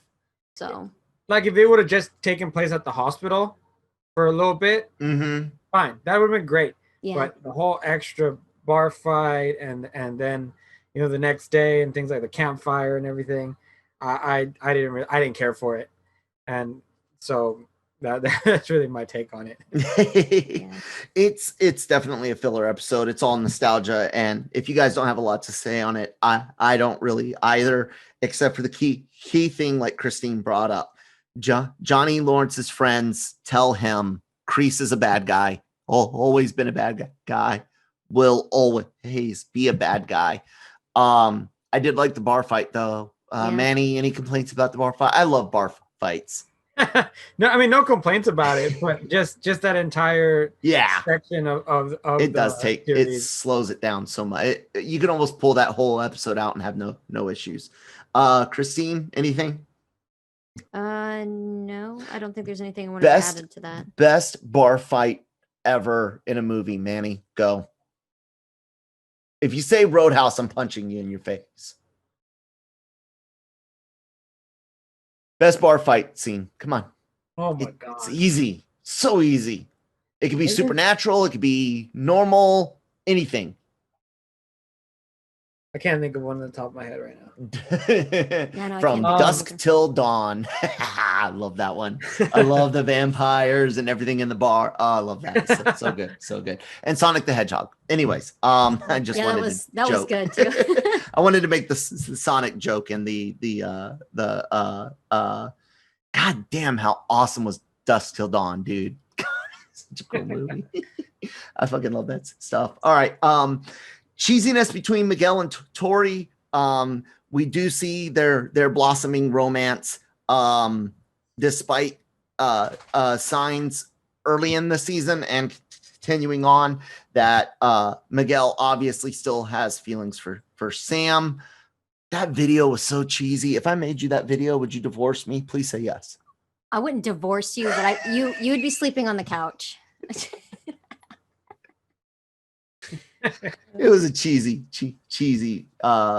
video, but you know what? I will say that's high school, man. High school kids are all cheesy. Exactly what I know. It feels more like a middle school move though than a high school move. Yeah. What is hold on. Let me see here.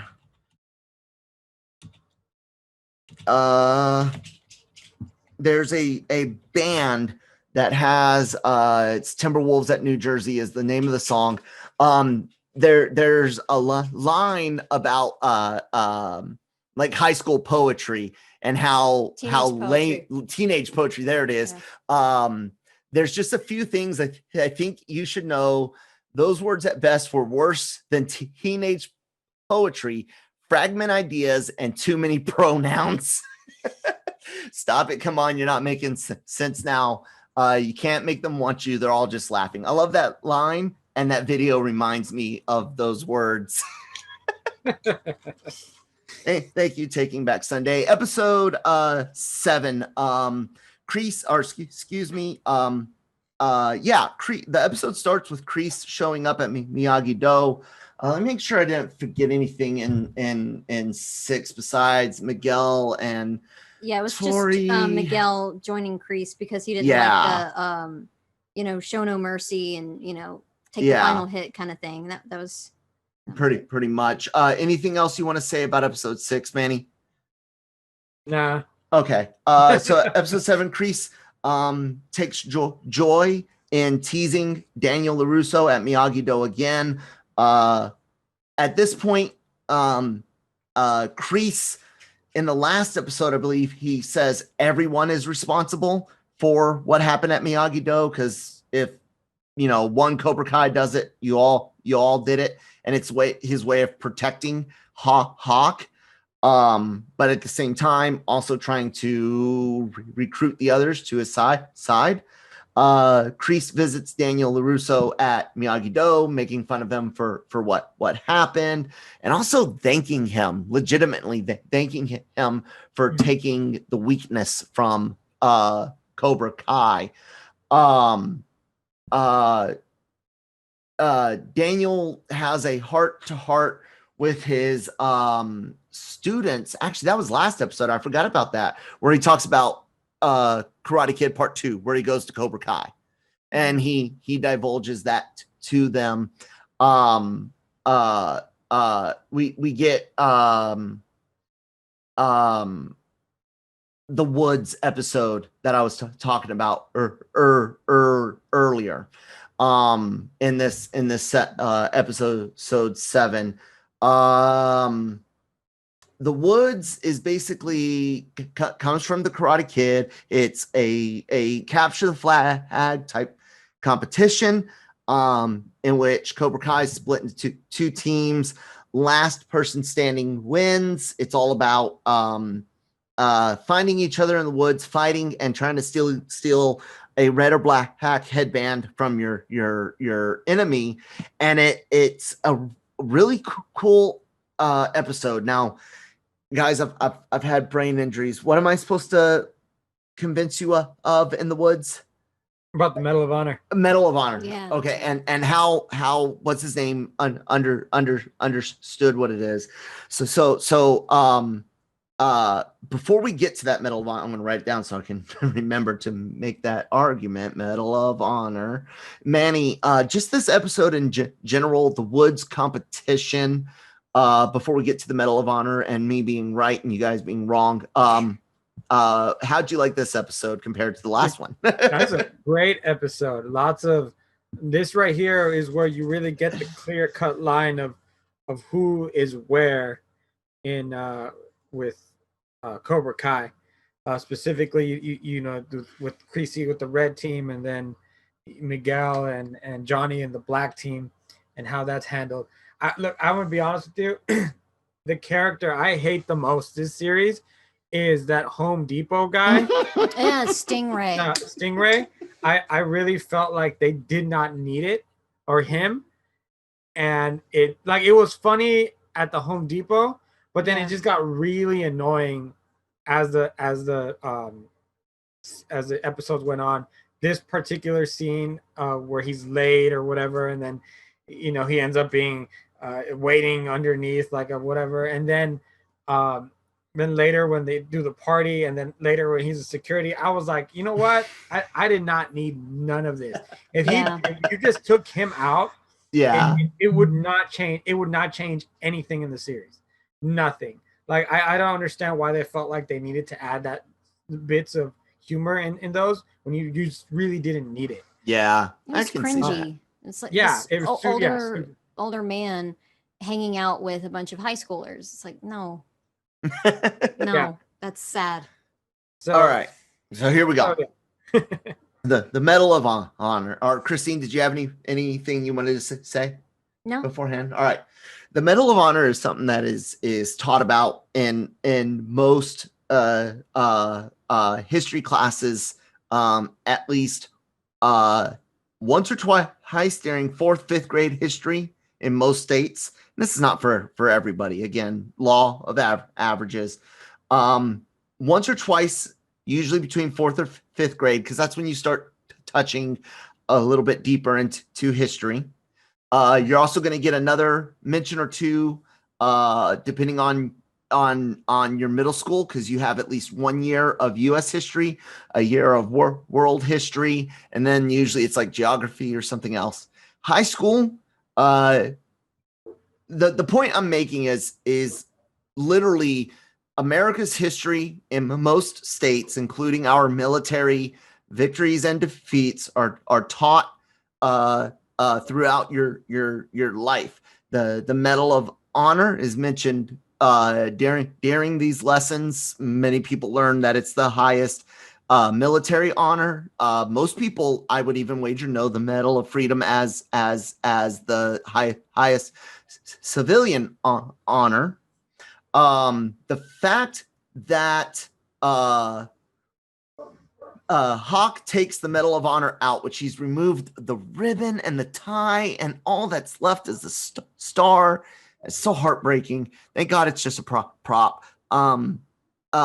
He takes it out and he holds it, and it's after he claims 5 headbands, I think, and he calls them kills, I think, and he's like, I guess I earned my Medal of Honor, because in his mind he's connecting the heroics of defeating the enemy with reward.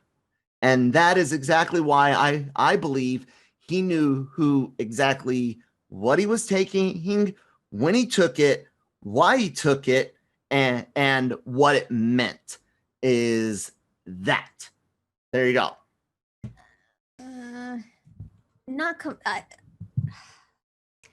I think I think he knows what it is, of course, and I think he knows what it means, but not how deep that goes is what like I was thinking, where it's like, oh yeah, this is what this is, but to know the the impact of how to get like how someone had gotten it and what it and all of that, I think that's where I was like, So what you're saying is it would almost make sense as if he did it to please John Kreese.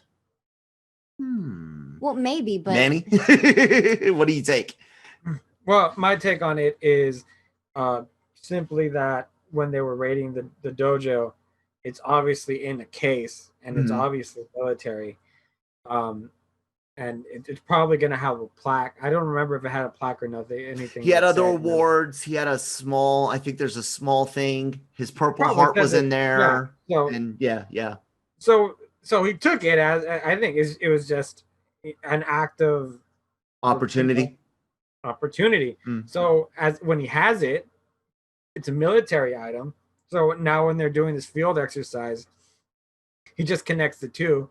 I don't. And plus, at his age, and with his mindset that's been set up for almost 2 seasons at that point, he doesn't care about anything. See, I would almost second guess because Dimitri and him come off more as geeks. Geeks tend to be a little bit more academic, which in my mind makes me think that up until he got his confidence in sophomore junior year, because they're never really clear on how old these kids are. But I honestly believe that he had enough schooling to know he was a geeky kid. He knew. I have no doubt in my mind, but I also don't put it past Kreese to be the one that says, hey, I know Miyagi has this, go after it. So I'm also willing to accept that as a possibility as well. Yeah. So, I think more likely he just saw it and like, oh, this looks like something that's important. I'm going to take it because that will hurt. And that is a legit possibility, but I disagree with you guys. It's my show. I'm right and you're all wrong. Anyways, no, I'm joking. It's a great episode. I love it. And you can hate Stingray all you want, but he does get the last laugh, Manny. It's stupid. Stupid. Did you hate that moment? I hate every moment. Yes, me too. I'm like, oh God, this guy. But I thought that was a first off, it's a tactical genius move to leave somebody back at the start. It's a camper move. It's a fucking bitch move. But you know what? All's fair in love and war, right? The point of war is to win it as quickly as you possibly can with the least amount of casualties to your side. The fight is just, all of the fights are great. It's a fun episode. I don't have anything else to say about episode 7. You learn a lot. At the end of it, Miguel brings the Medal of Honor back to the Larusso house. He gives it to Robby. He got it after defeating Hawk, but Miguel is defeated by Stingray, which is why I made that last comment to Manny. When Stingray pops out hiding from the ground. Camper move, still brilliant, and wins, and that's all that matters is fucking winning. But Robby does not immediately tell Daniel or Sam that, hey, I just got the Medal of Honor back. What did this do to the character of Robby to you in your mind, Manny? Well, I mean, it just his insecurity. Yeah. He doesn't want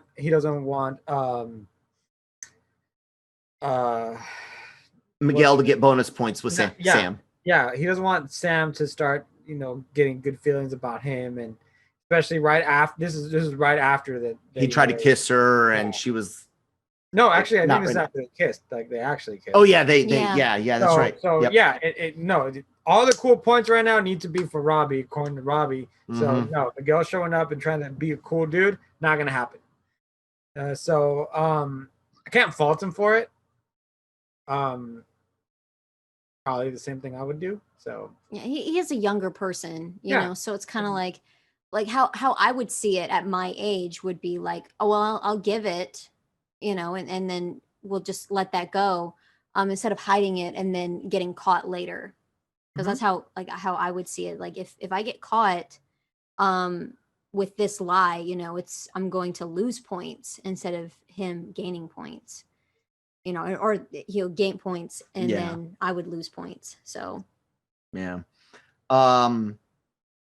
Episode set. It's a great episode. Robby, again, we start touching on some of that season 1 stuff about miscommunications and stuff like that. Let's continue on. If you guys don't mind, episode 8. Episode 8 is another filler episode with a lot of funny moments. This is where Johnny gets on Tinder, basically. Yeah, that's funny. And starts going on a bunch of different dates. He learns Miguel's mom, Carmen, has a boyfriend. Of course, Johnny's got it in for Miguel's mom. She's an attractive lady. She's the mother of his best student. There's all sorts of reasons to be attracted and fall for that person particularly. She's dating somebody though, a guy by, did they even say his name here?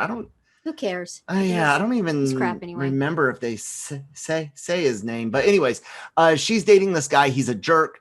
Johnny finds out later on during one of his Tinder dates. The Carmen, Miguel's mom's boyfriend's on a date herself. The boyfriend is, and talks about, you know, if the mom doesn't put out soon, he's gonna dump her or whatever. He's being a fucking jackass, like complete garbage. He's being Matt. Yeah. Anyways, we just name dropped somebody. Don't worry about it. It's okay. We got this, Manny. It's another filler episode, Manny, but this one's pretty funny. But I want to go to Christine first, just because it deals a little bit with Allie. The Allie Mills Schwarber, as she's known now, the girlfriend from the original Karate Kid. It deals a little bit with Johnny, you know, debating getting in touch with her after reliving the stuff he did with missing Robby's birth, the stuff with Daniel, and all of that. Christine, since this is really heavy in relationships and romance, why don't you give us your take on the episode real quick? Okay. I think it's just hilarious how Johnny just sucks at dating. I can't believe it's been that long, you know, and it's, how are you that out of touch that you can't even survive a date? Could you go on a date right now without me? Oh, I don't know. That'd be probably bad too. I don't know, but yeah, then the reaching out to Allie to me is a bad idea. You know, for what he knows, she's still married. You know, he doesn't happily. Yeah, and it's like, just, I don't know. Sometimes when you open those doors, it just, you know, because he's still, you know, looking at her like, oh, should I? It just seems more like he still has feelings for her, and it's like, just don't do that. That's not healthy for you, and it's not good for her.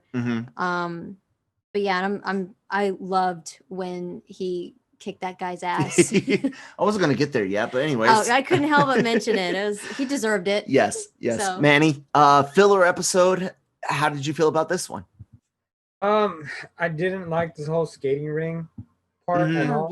Yeah, I was gonna get there. But as far as the Johnny stuff first. Oh, the Johnny stuff.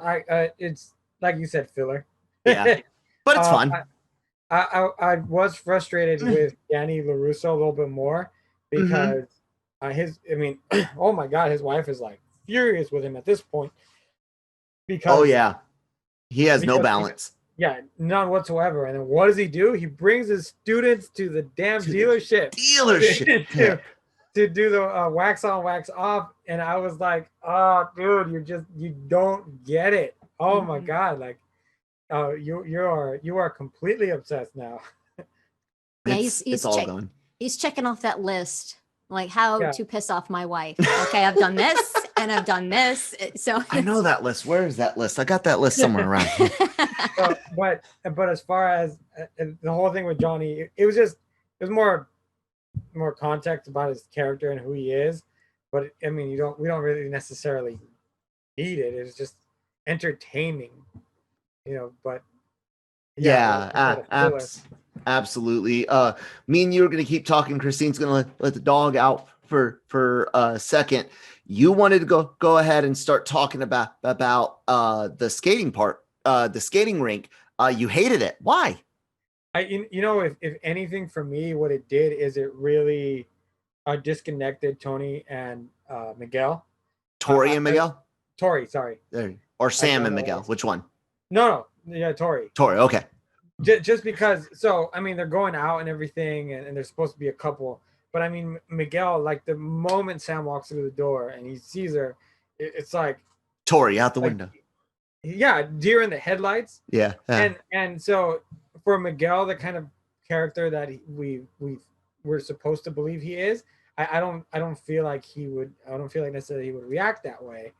And so then it makes, and I think right there, just in that moment, the reaction that Tori had at the house when they kissed should have actually been the reaction she had there when they're talking.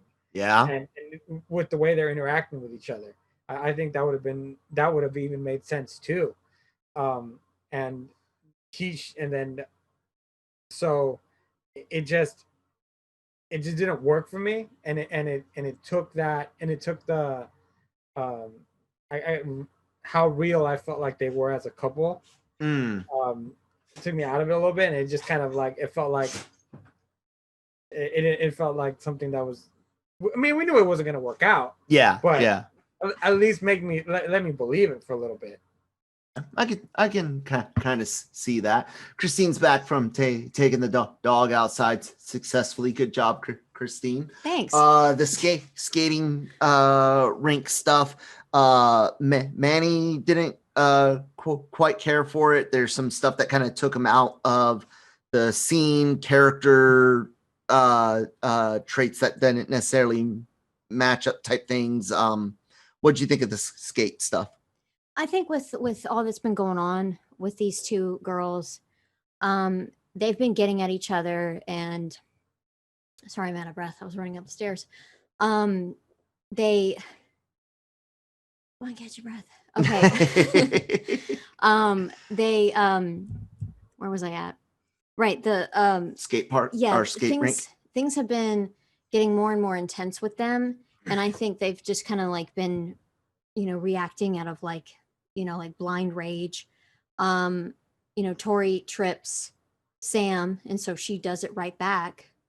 So it's just they're both like in this, it shows just like what I had said to you with the Karate Kid movie. Mm-hmm. There's really no good guy, bad guy. They both do some really stupid stuff. Mm-hmm. Both sides. So it was just kind of like one of those moments again. So yeah, I didn't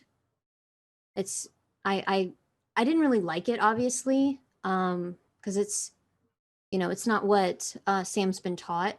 Mm-hmm. But I mean, she is a young person, and she's getting more and more angry at this person. Yeah, she sees herself, as the good guy. She sees Tori as the villain, even though it's like, you're doing some stuff too, girl. There's a good point you're bringing up, Christine, which those of us that have seen the season 3 trailers know is coming up. There's a point where Sam asks in the trailer, I thought we were supposed to be the good guys.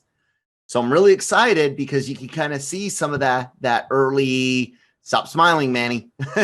You can see some of the potential for cracks in Miyagi-Do. But even since this show was first announced, I always figured, whoops, sorry about the mic noise, guys. I always figured we were eventually likely to get Johnny and Daniel on the same side So I'm excited, but we'll talk season 3 later.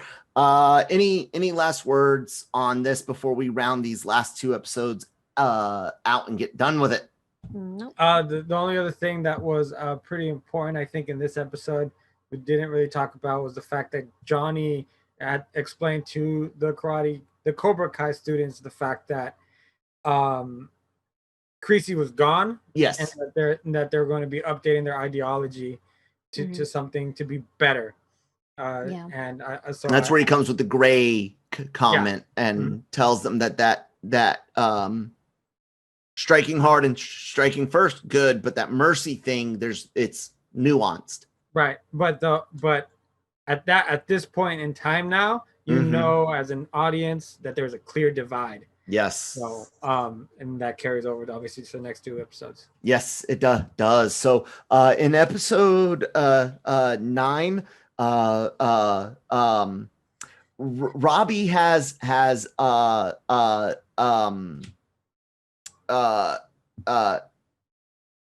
put the Medal of Honor out for it to be found. Does that happen in this episode? Yeah. Or was that last episode? No, that's this episode. There we go.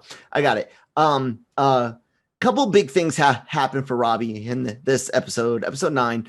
Robby's mom returns, apologizes, wants him to come back with her. He puts the Medal of Honor out in the Miyagi-Do training area, the outdoor training area, so it can be found. We get more Dimitri stuff.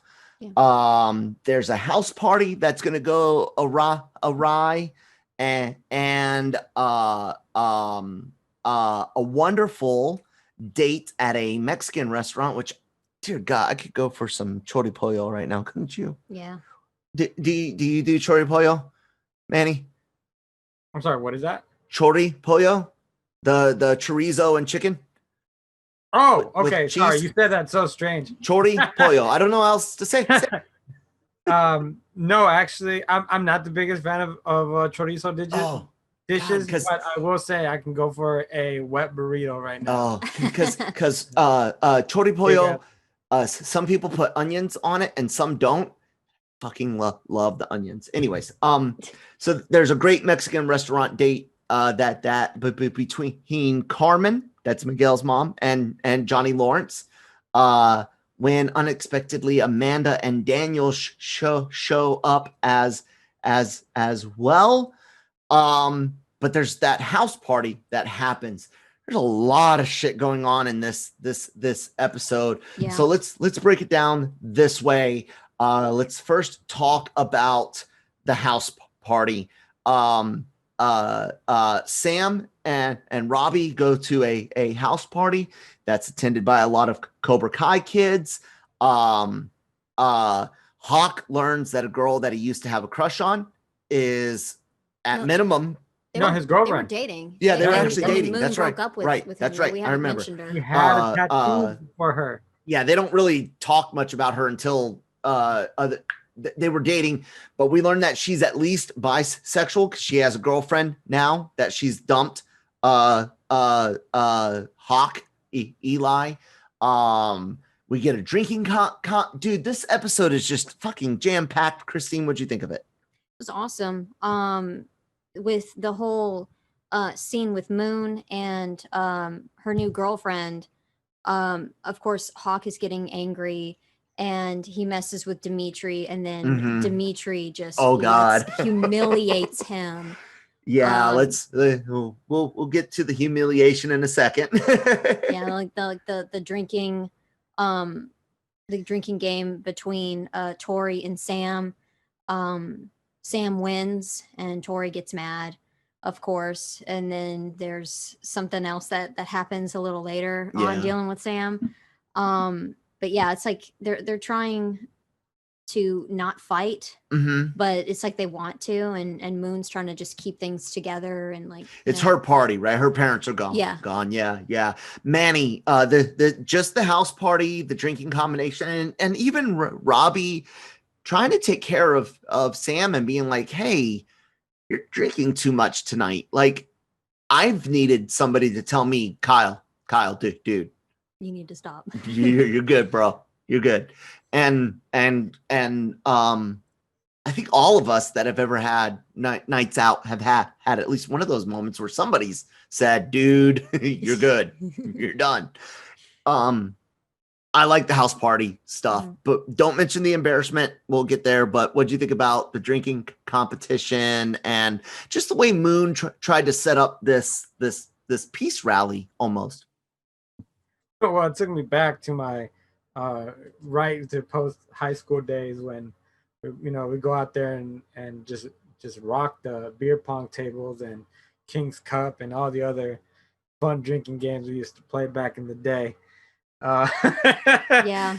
It was a nostalgic moment for I say the right reasons, because we always had a good time. We knew how to take care of ourselves. I do praise the group of friends I was with who was always able to party hard, but at the same time to watch out for each other. Responsibly. I would then, there's my brother's group of friends who had no chill whatsoever. And but we're not here to talk about them. No. I thought that I thought it was a good moment because it really sets the table for what's going to happen next episode. And I know you want to talk about it further, but Dimitri really pokes that hornet's nest. Oh yeah. He has so much more confidence now because of the group that he's with. Yes. And they defended him, and obviously, we saw that Larusso, he slowed things down for him, but he's able to react now and actually put some of his training in motion in the freezer. Yep. We saw that as well. So he's got a little bit more bravado to him, which is good. I enjoyed seeing that. And to be honest, he deserved all of the things that they said about him because he was right there with him, if not, a little bit in a very similar situation. Robby got caught up because Aisha told Sam about the medal. So that also happened at this party. Sometimes these parties can be really bad ideas, and because there's so much things can happen, obviously, which is why you're not supposed to have them.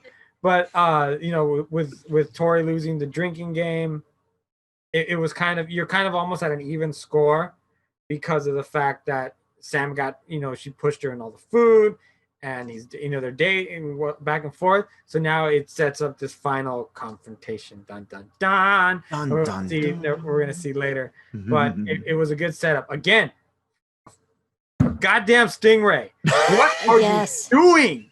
I mean, he was playing Edward 40 Hands from How I Met Your Mother. I say this. I remember being 23 and being invited to a house party. We show up and we see 19-year-olds. This is my ex and I, and we're like, we got the fuck out of here. Yeah. It's almost like one of those Homer's Grandpa Simpson moments. You walk in the door, you see what's going on, and then you just back out. Like, nope, come on, none of this. Yeah. So, no. Yeah, good, but it's a good scene for them. Just get rid of goddamn Stingray, and it was good. Yeah. Christine, no, I already talked to you about the house party. I liked it. I thought it was a lot of fun. Let's talk about the embarrassment. Dimitri, at this time, like you said, he had his success in the freezer in the last episode, which we did forget to mention, and I apologize about that. He's finally learned after the child labor comment from Amanda, but at the auto store, he's learned that he's actually retained some training, and he does have that confidence, and he uses that confidence to call Hawk out, his former best friend, and who has not only abandoned him, made fun of him, demeaned him, threatened him, tried to beat him up, sick other people after him.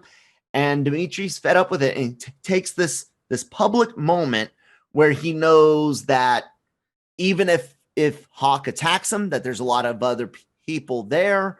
He takes the moment to be like, dude, Hawk fucking pissed the bed. He's a fucking little pussy. He's this, that, and the other. He lets loose on every secret he's had about his so-called best friend, which is both something Hawk deserves for being a fucking ass in both the tournament and throughout season two, but also completely wrong.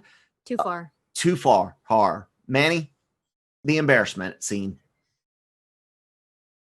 He had it coming, but at the same time, he should empathize that. I don't know. It's difficult because he did. I mean, what he did to him at the mall could be super traumatizing. If it wasn't for Robby and for Sam, and I mean, in a way, I was happy for him because a couple of episodes ago, it's he would not do this. Yeah. And he's only doing it because he's in a safe environment. Yes, exactly. Like I said, it's public. Like, yep. Yeah. So that's what's interesting because next episode, when they confront each other, he takes off quick. So he doesn't have that much self-confidence. No. But because like you were saying, he's in public and everything, he does it. It's I don't know. I'm 50-50 on it. Like in one way, like good for you, man. Like, and at the other side, it's like, yeah, that's kind of a Cobra Kai thing, not a Miyagi Dojo thing. So yeah, I like what Christine said. It was a bit too far. Hawk definitely has some karma coming at him. Dimitri with that much ammunition. I mean, no, that was too. Yeah, don't bully the people that know the dirt on you. Yeah, first off, never bully the people that have dirt on you. Yeah. Yeah, and then also with Dimitri, I mean, the same thing has been happening with Sam. She's getting further and further away. Yeah, she's doing. They both are doing Miyagi-Do training, but they're not really absorbing all the information, I don't think, and they're letting their emotions get the best of them. So all of this, adding fuel to the fire, and Dimitri explodes, and yeah, again, too far. Yeah, we get at this same party, Stingray shows up with his 30-something-year-old girlfriend at the time. You said you like Scrubs, so I'm guessing you like the world's best version of Friends, How I Met Your Mother, right, Manny? Oh, for sure. So you remember Edward 40 Hands, right? and Beercules, was that what it was? Yeah. Yes, Marshall running around naked with the 40s taped to him. Beercules. Seeing Stingray with the things taped around his hands means someone that is involved in Cobra Kai's a How I Met Your Mother fan, which I enjoyed.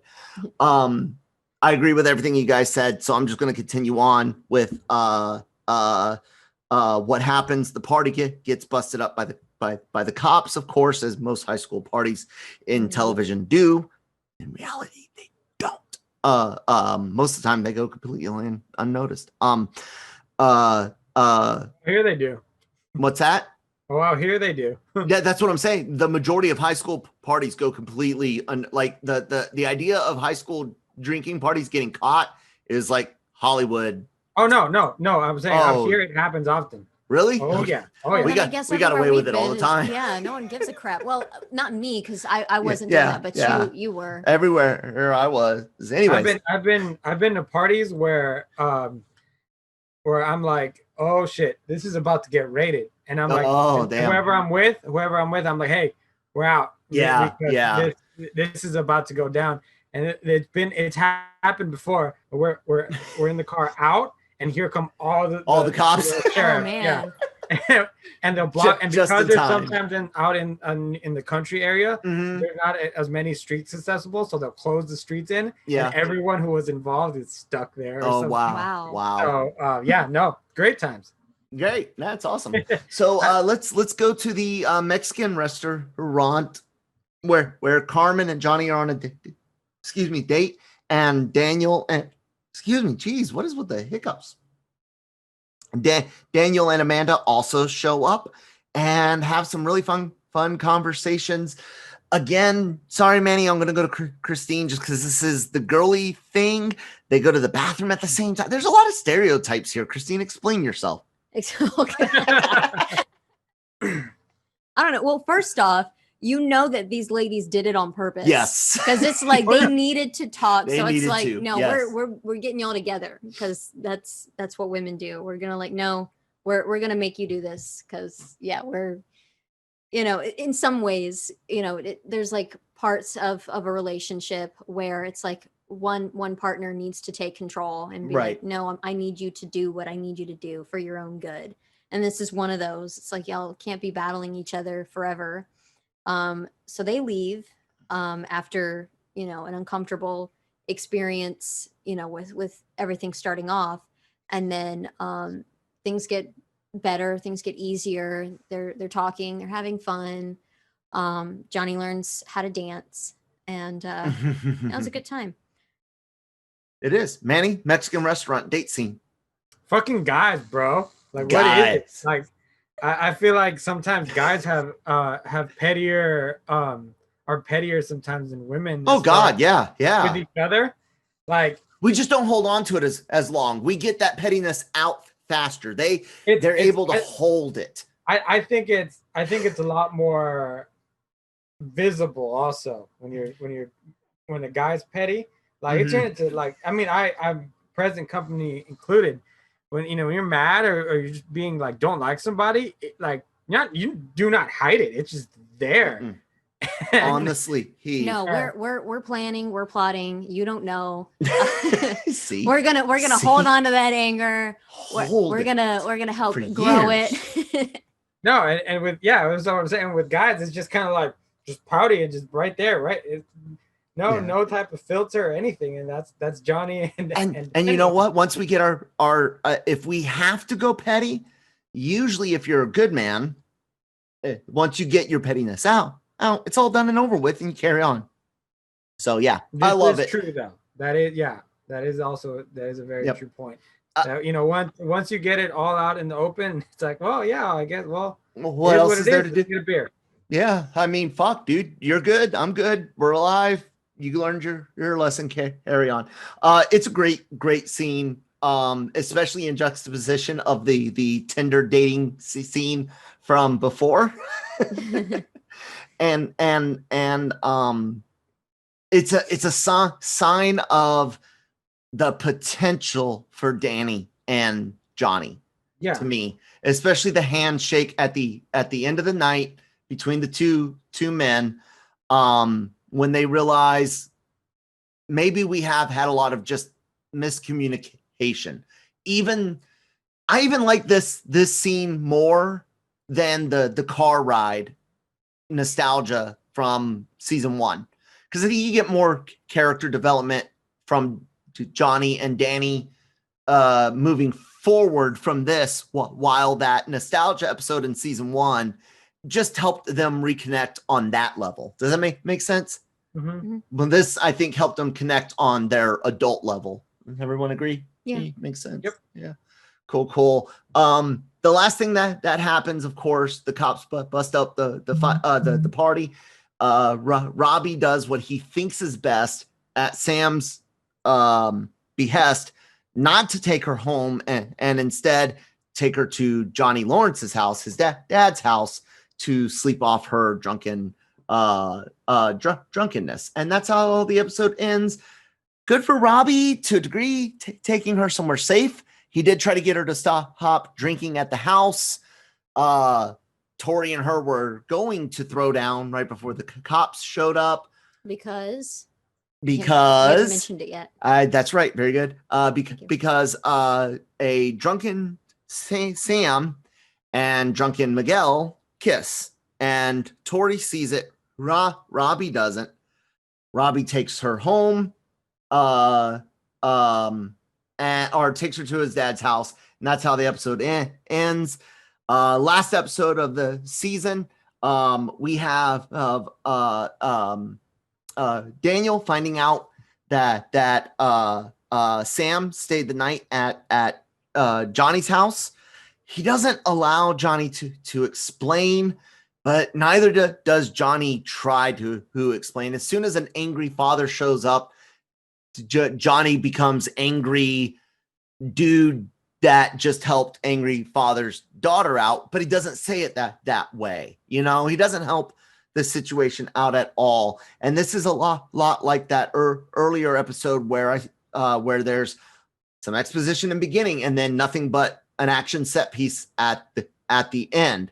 So we'll talk about this beginning part, and then the school fight and what happens there. I've got a son. If my son shows up the day after and he's drunk or had been drinking, and I'm like, did you drive? No.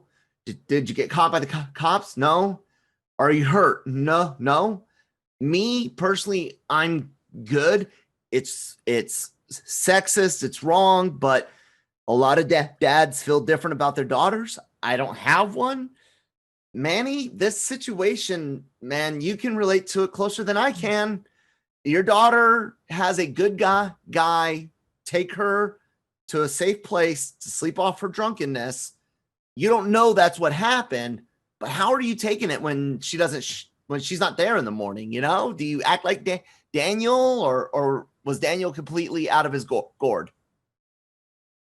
He took too long. Too long. I like that. I'd be in the car with my brothers getting a phone call, a couple of other people getting phone calls, and we are out looking for her. Yeah. And well, he was drinking and got some nookie himself, so he wasn't in the right mind to go looking for his daughter. I know, still, because the mom, she knew. Yeah. Because she gave the okay. She said, you know, I trust you. Yeah. And so she gave the okay to this. And for them not to check in, a little bit of irresponsibility on their part too. I agree. Because it wasn't that I don't think it was that late when the party got raided. If you really think about it. So you know, a couple of things I just felt like. Also, Johnny, as soon as with everything that's happened, as soon as she came in through the door, call Daniel. Hey, they just showed up right now. I come get your kid. And hey, she can stay. She's drunk. She can stay here in my bed. If you want to come and get her. If you want her to sleep it off. But yeah, he should have been on the phone.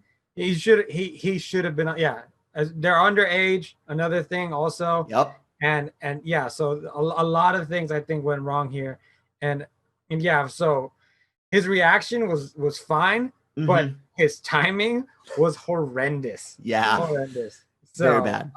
Yeah, no, I don't care who you're with. Yeah, no. Yeah, and it's not fair. People will always. I agree 100%. It's not right, but that's just society and the way people are. Christine, Daniel, if Lucas stayed the night at his girlfriend's dad's place because he got too drunk, how would you react? I would be irritated at the parent, but I'd be more irritated at my kid because it's you check in with me. Yeah. And especially since Robby is staying at his house. I mean, he could have at least texted with Sam's phone saying, hey, we were too tired to drive. Like, just come up with a believable lie if you're trying to protect about drinking. Because if my dad found out that I had been drinking, I don't even know what would have happened. My dad was one of those that treated me and my brother different. And I was not allowed ever to do anything like that. I don't even know what the punishment would be. I would be scared. And Daniel Larusso is not like my dad. He's not as strict, and he doesn't punish as harsh. So it's like, to me, I would have probably lied if I had ever done something like this, and just come up with something like that and then gotten in trouble for that instead of coming at home at night. I'll say this. I had a unique situation. What I mentioned earlier, or kind of how Christine and I hope to be with our son. My parents' thing was, are you passing school? Yes. Are you being brought home by cops? No. Are you addicted to any drugs? No. Okay. As long as that carries on, go about your business. But in some ways, because it's like, we're not going to encourage drinking. No. Or doing drugs. I don't mean like that. I mean, you don't punish somebody for going to a party. If they made a smart, in my mind, or what Robby did was both very, very responsible. He didn't drink, and he made sure she got home safe. But it was irresponsible because he's under the supervision of the Larussos. But Johnny, again, like Manny said, should have been on the phone as a parent himself. Should have been on the phone first. Daniel, listen, don't get angry. Robby just showed up at my house. Sam was drinking at a party and he brought her home. Please remain calm. Calm down. Do whatever. Like that should have been. Yeah, you can't cover up something for someone else's kid. Yeah. So he should not have made that promise. No. I 100% agree. I had a cousin of mine. It was her birthday. We were in Reno, and she did something she wasn't supposed to do. It wasn't even a bad thing, but my aunt called me and was like, "Hey, did this happen?" And I was supposed to cover up. I was like, "Nope, that did not happen," because it was furious. But it wasn't my kid. Yeah, she's underage. It's not my responsibility. Yep. And I try to explain it. I was like, "Look, we're out already. We're gonna have a good time. Yeah, you're gonna have to deal with your mom. Yep. But you're her kid, and that's not my problem." Yeah. All right. So, sorry. Go ahead. No, yeah, it's fine. Oh no. I think as parents, we're all like appalled by this too. Yeah. I mean, and then Robby also, he tried to do the right thing earlier, a couple of episodes, like, "Hey, I don't want to mess with you because of the situation that I find myself in right now, and I know how lucky I am." And then he turns around and does this. Oh God. Which I mean, I guess it can speak to the whole thing of being a teenager and everything. But was he really drinking at the party? I don't think he really had much, if anything, at all. You see, if anything, he had the cards to be played with Daniel. He could be like, "Hey, I was telling her not to drink this much. Yep. But I stayed sober. I drove. Here, hey." And he could have played it right, but I get, teenage mind sometimes, right? Yeah. And the punishment shouldn't have been for Danny to completely cut off Robby. I would have been like, as soon as you get back, you've got a long chore list. You've got wax on, wax off is a chore list.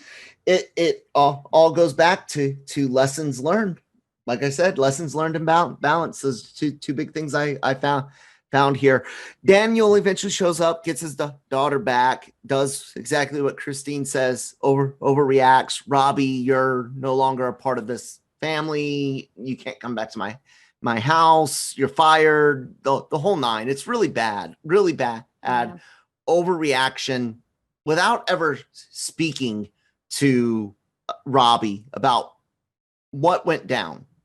And as a person of balance, you're supposed to be able to say, I want to hear both sides of the story. But this goes back to the fact that throughout the whole season, Daniel has been losing his balance, and this reaction, I think, is a prime example of that. Anybody disagree? No, I don't disagree. Yeah. Nope. So Sam kind of grounded-ish, I'm guessing, by this point. School is starting up again because Robby was already staying with the Russos. They had him set up to go to school with Sam, return to school after dropping out, something that he maintains, which is good. And Johnny drops him off at school for his first day. But ladies and gentlemen, we are about to see some really good fighting and some really bad fighting all at the same time in the season 2 finale. The Cobra Kai and Miyagi-Do students go at it after Tori calls Sam out for kissing Miguel at that party over the school intercom. And big fights break out.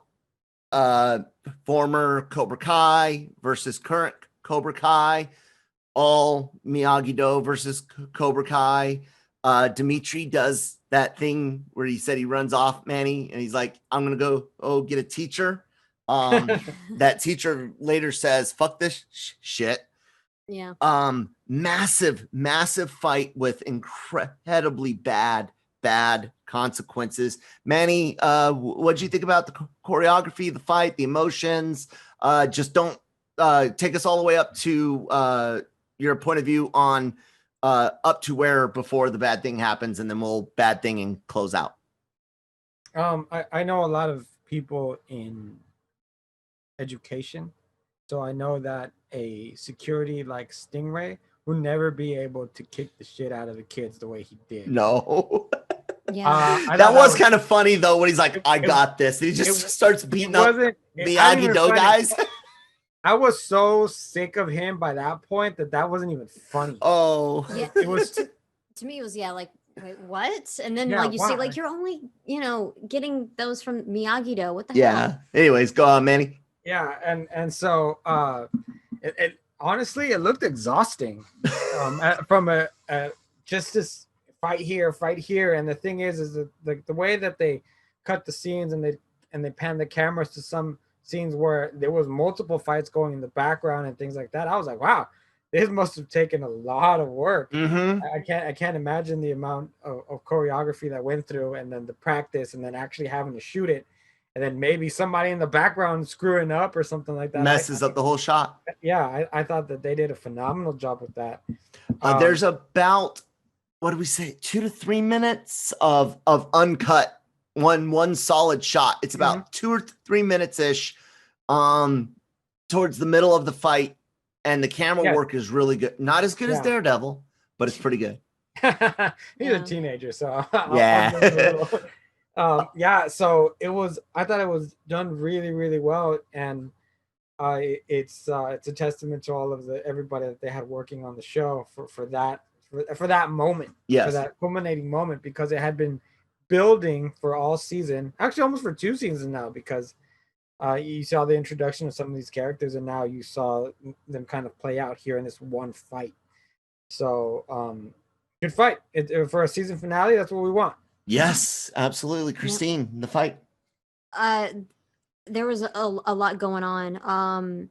The fight with Tori and Sam, it got really intense, and man, Tori she's a dirty fighter. No such thing. You fight to win.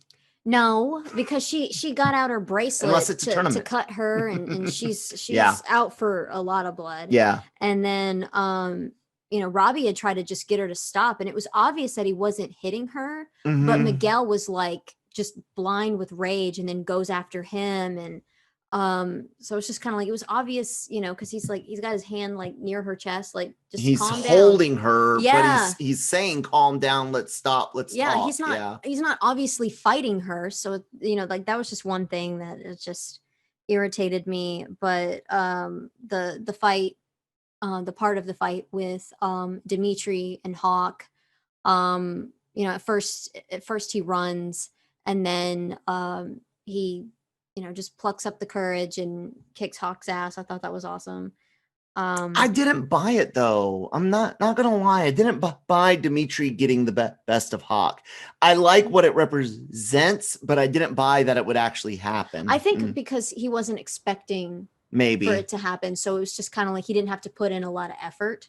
So maybe that was part of it. That's what I thought. Manny? I agree. I didn't buy it either.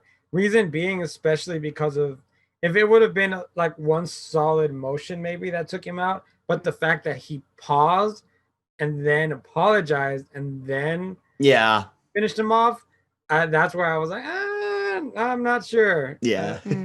Yeah. It's all right. It was still a cool fight. It was satisfying, yes. But 100% believe. I mean, whatever. Like, the show, fine. Yeah. We're supposed to take these type of liberties, but yeah, no, not believable. All right. So,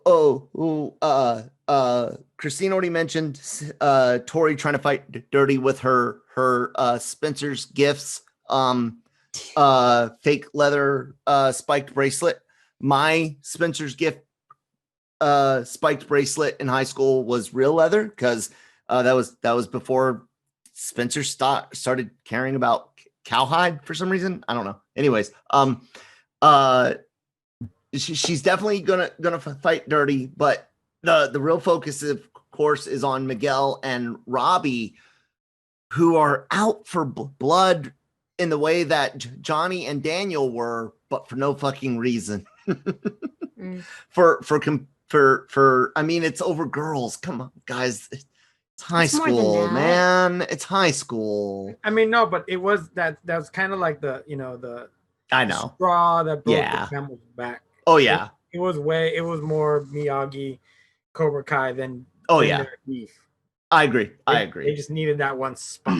I'm just saying there's other girls out there or guys, whatever you want. As long as it's legal. So the accident, the fight between Robby and Miguel ends with Robby accidentally kicking Miguel over the ledge of a balcony, and he lands very badly on the railing and stairs, at least one story below, ending up in the hospital, fighting for his life. Obviously going to be fighting for some against paralysis and things like that. It really has an effect on Sam, but it has more effect on anybody. No more effect on anybody than Johnny, who literally cannot even cope with it. He's told off by Miguel's mom, who noticed while she was proud of her son's championship, she noticed Miguel not necessarily being the best Miguel he could be, and she puts all the blame at Johnny's feet. And the season ends on a Empire Strikes Back downer. Miguel's in the hospital. Sam is hurting, scared. Tori is scared. At least one kid is facing jail. Robby, from what we've seen of the season 3 trailer. It's a real downer. Johnny spends the last few frames at the beach before throwing his phone towards the water, before the screen shows us that he misses a returned message from Allie Mills from the Karate Kid movies. And that's it. That's the way the show ends, on that really bad downer. The accident and everything, Christine, to the end. What do you think? I mean, Miguel had shown mercy and stopped, and then Robby took it too far.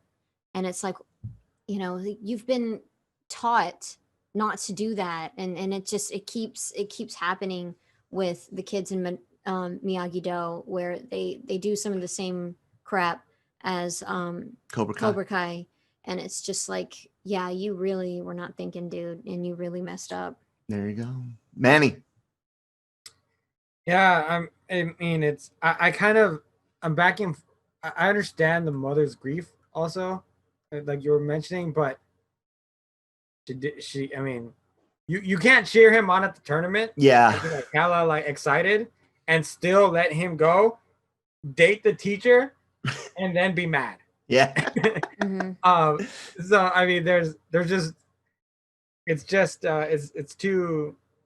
But I get it. You're mad. You're mad at the moment. Yeah. And it's a moment where it's fair that she's mad. Hell, every parent would be mad. Oh yeah. So you have to direct your anger somewhere. So it was a good way to end the season, because this whole thing between Daniel and Johnny, and the thing is, Johnny's still learning. He should have, and at this time, he kind of like, maybe he should never open this dojo, because he needs to be being taught by somebody, because you can't learn on the job while you're teaching kids, and then things like this will happen. Yeah. And the worst part is, he tells his students, is like, I'm also learning too. Yep. With you guys, and it's like, no, you're not supposed to say that. You can't tell them that. And so it's where we're supposed to be in the story, but it's what makes Johnny such a compelling character. Yes, it's because he's so flawed, and we've seen his growth from the movie to the first season and now the second season and then beyond. But it is growth. You see him becoming a better person, and then the ones that you think are supposed to be the good guys, in a sense like that. We've seen him do a lot of sketchy things that you shouldn't do. We've seen it as he preaches balance so much, and being such a guy who who's so centered, being off to one side, and then it all comes back to the decision that Robby made, which led to this too. So you see both of them, despite being so different, being so similar in the way that they've affected these poor damn kids. Oh God. This reminds me of a book. Do you know who Brahm is? The artist / author Brahm wrote a book called The Child Thief. It's a take on Peter Pan, but he takes it just the bare bones of Peter Pan and makes it his own. What does Peter Pan do? Peter Pan finds kids, orphans generally, but he finds kids that are disenfranchised, sad, lonely, whatever, promises them magic in a faraway land in exchange if they'll help him fight a bunch of pirates. And this show has a very, very similar take on it. Here you have two guys, basically Peter Pan, guys that won't grow up, enlisting a bunch of disenfranchised, sad kids with issues to fight a war for them.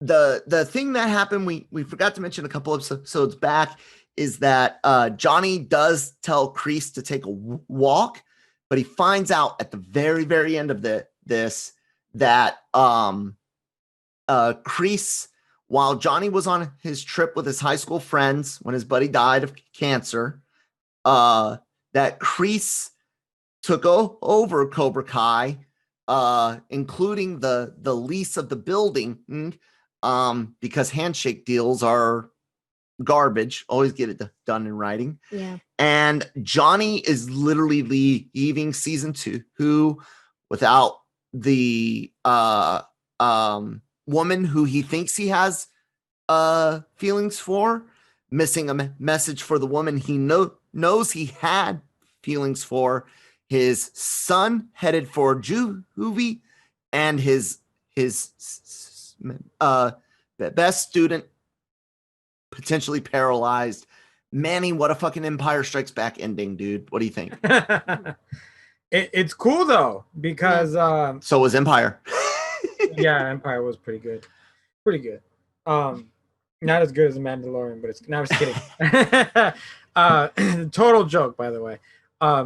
It's exactly what you'd expect from Kreese, and because he wasn't just gonna walk away. So obviously there was something more emotion, and what did he do? Brainwash the kids some more. And then while he was gone, you saw him in the office a few times without any context, and so you knew something was up. Yeah, he put his army picture on that back wall. I know, that made me so angry. It's like, this ain't your office. Who the hell do you think you are? Well, it is now, and it was then. He just didn't let it be known yet. Yeah, but we leave Johnny in a very, very bad. Actually, we leave him almost in the same place we found him in season 1. I think worse, because he actually gained stuff. Yeah. He actually had moved up, and then he got knocked below where he was. Christine? Yeah, I don't have anything else to add yet. Y'all definitely covered it. Good. So. All righty then, ladies and gentlemen. That wraps up season 2. It's a long episode. I'm sorry. There's a lot to uncover. Manny said it when we first started that this was going to take a minute to go through, because there's so much more to this. So let's go around. We're not going to forget this time, and we'll start with Manny again. Grade season 2, Manny. Oh shoot, I hate giving grades so much. Because I know, I do too. I have to do it for everything, so now you do too. I'm gonna give season 2. I'm gonna give it an A-. Okay. Christine? I was gonna give it an A. I also give it an A. We're all really, really close. That's kind of cool. Closer together than we were for season 1. Stingray really knocks points, bro. What knocked points? Stingray. Stingray really knocks points. Is that what it did for you, Christine? Yeah, and then sometimes it was just really annoying how bitter these kids get, and it gets like, it's good to have the intense moments, but sometimes it just felt a little too intense. Like, y'all need to calm down. Did y'all not learn anything when you were little about trying to control your anger? Because like you've got like toddler tantrums, and it's like you didn't learn how to regulate your feelings better, because this was like just so high. And I got lost a couple points for me for the filler episodes being a little bit too filler. Yeah. Like you really could have taken those and cut them and put them into other episodes and given us 8 great episodes instead of 8 good episodes and 2 somewhat okay episodes, maybe. So yeah, that's it. I love this season. It's got me super stoked about next season. We've seen a couple trailers.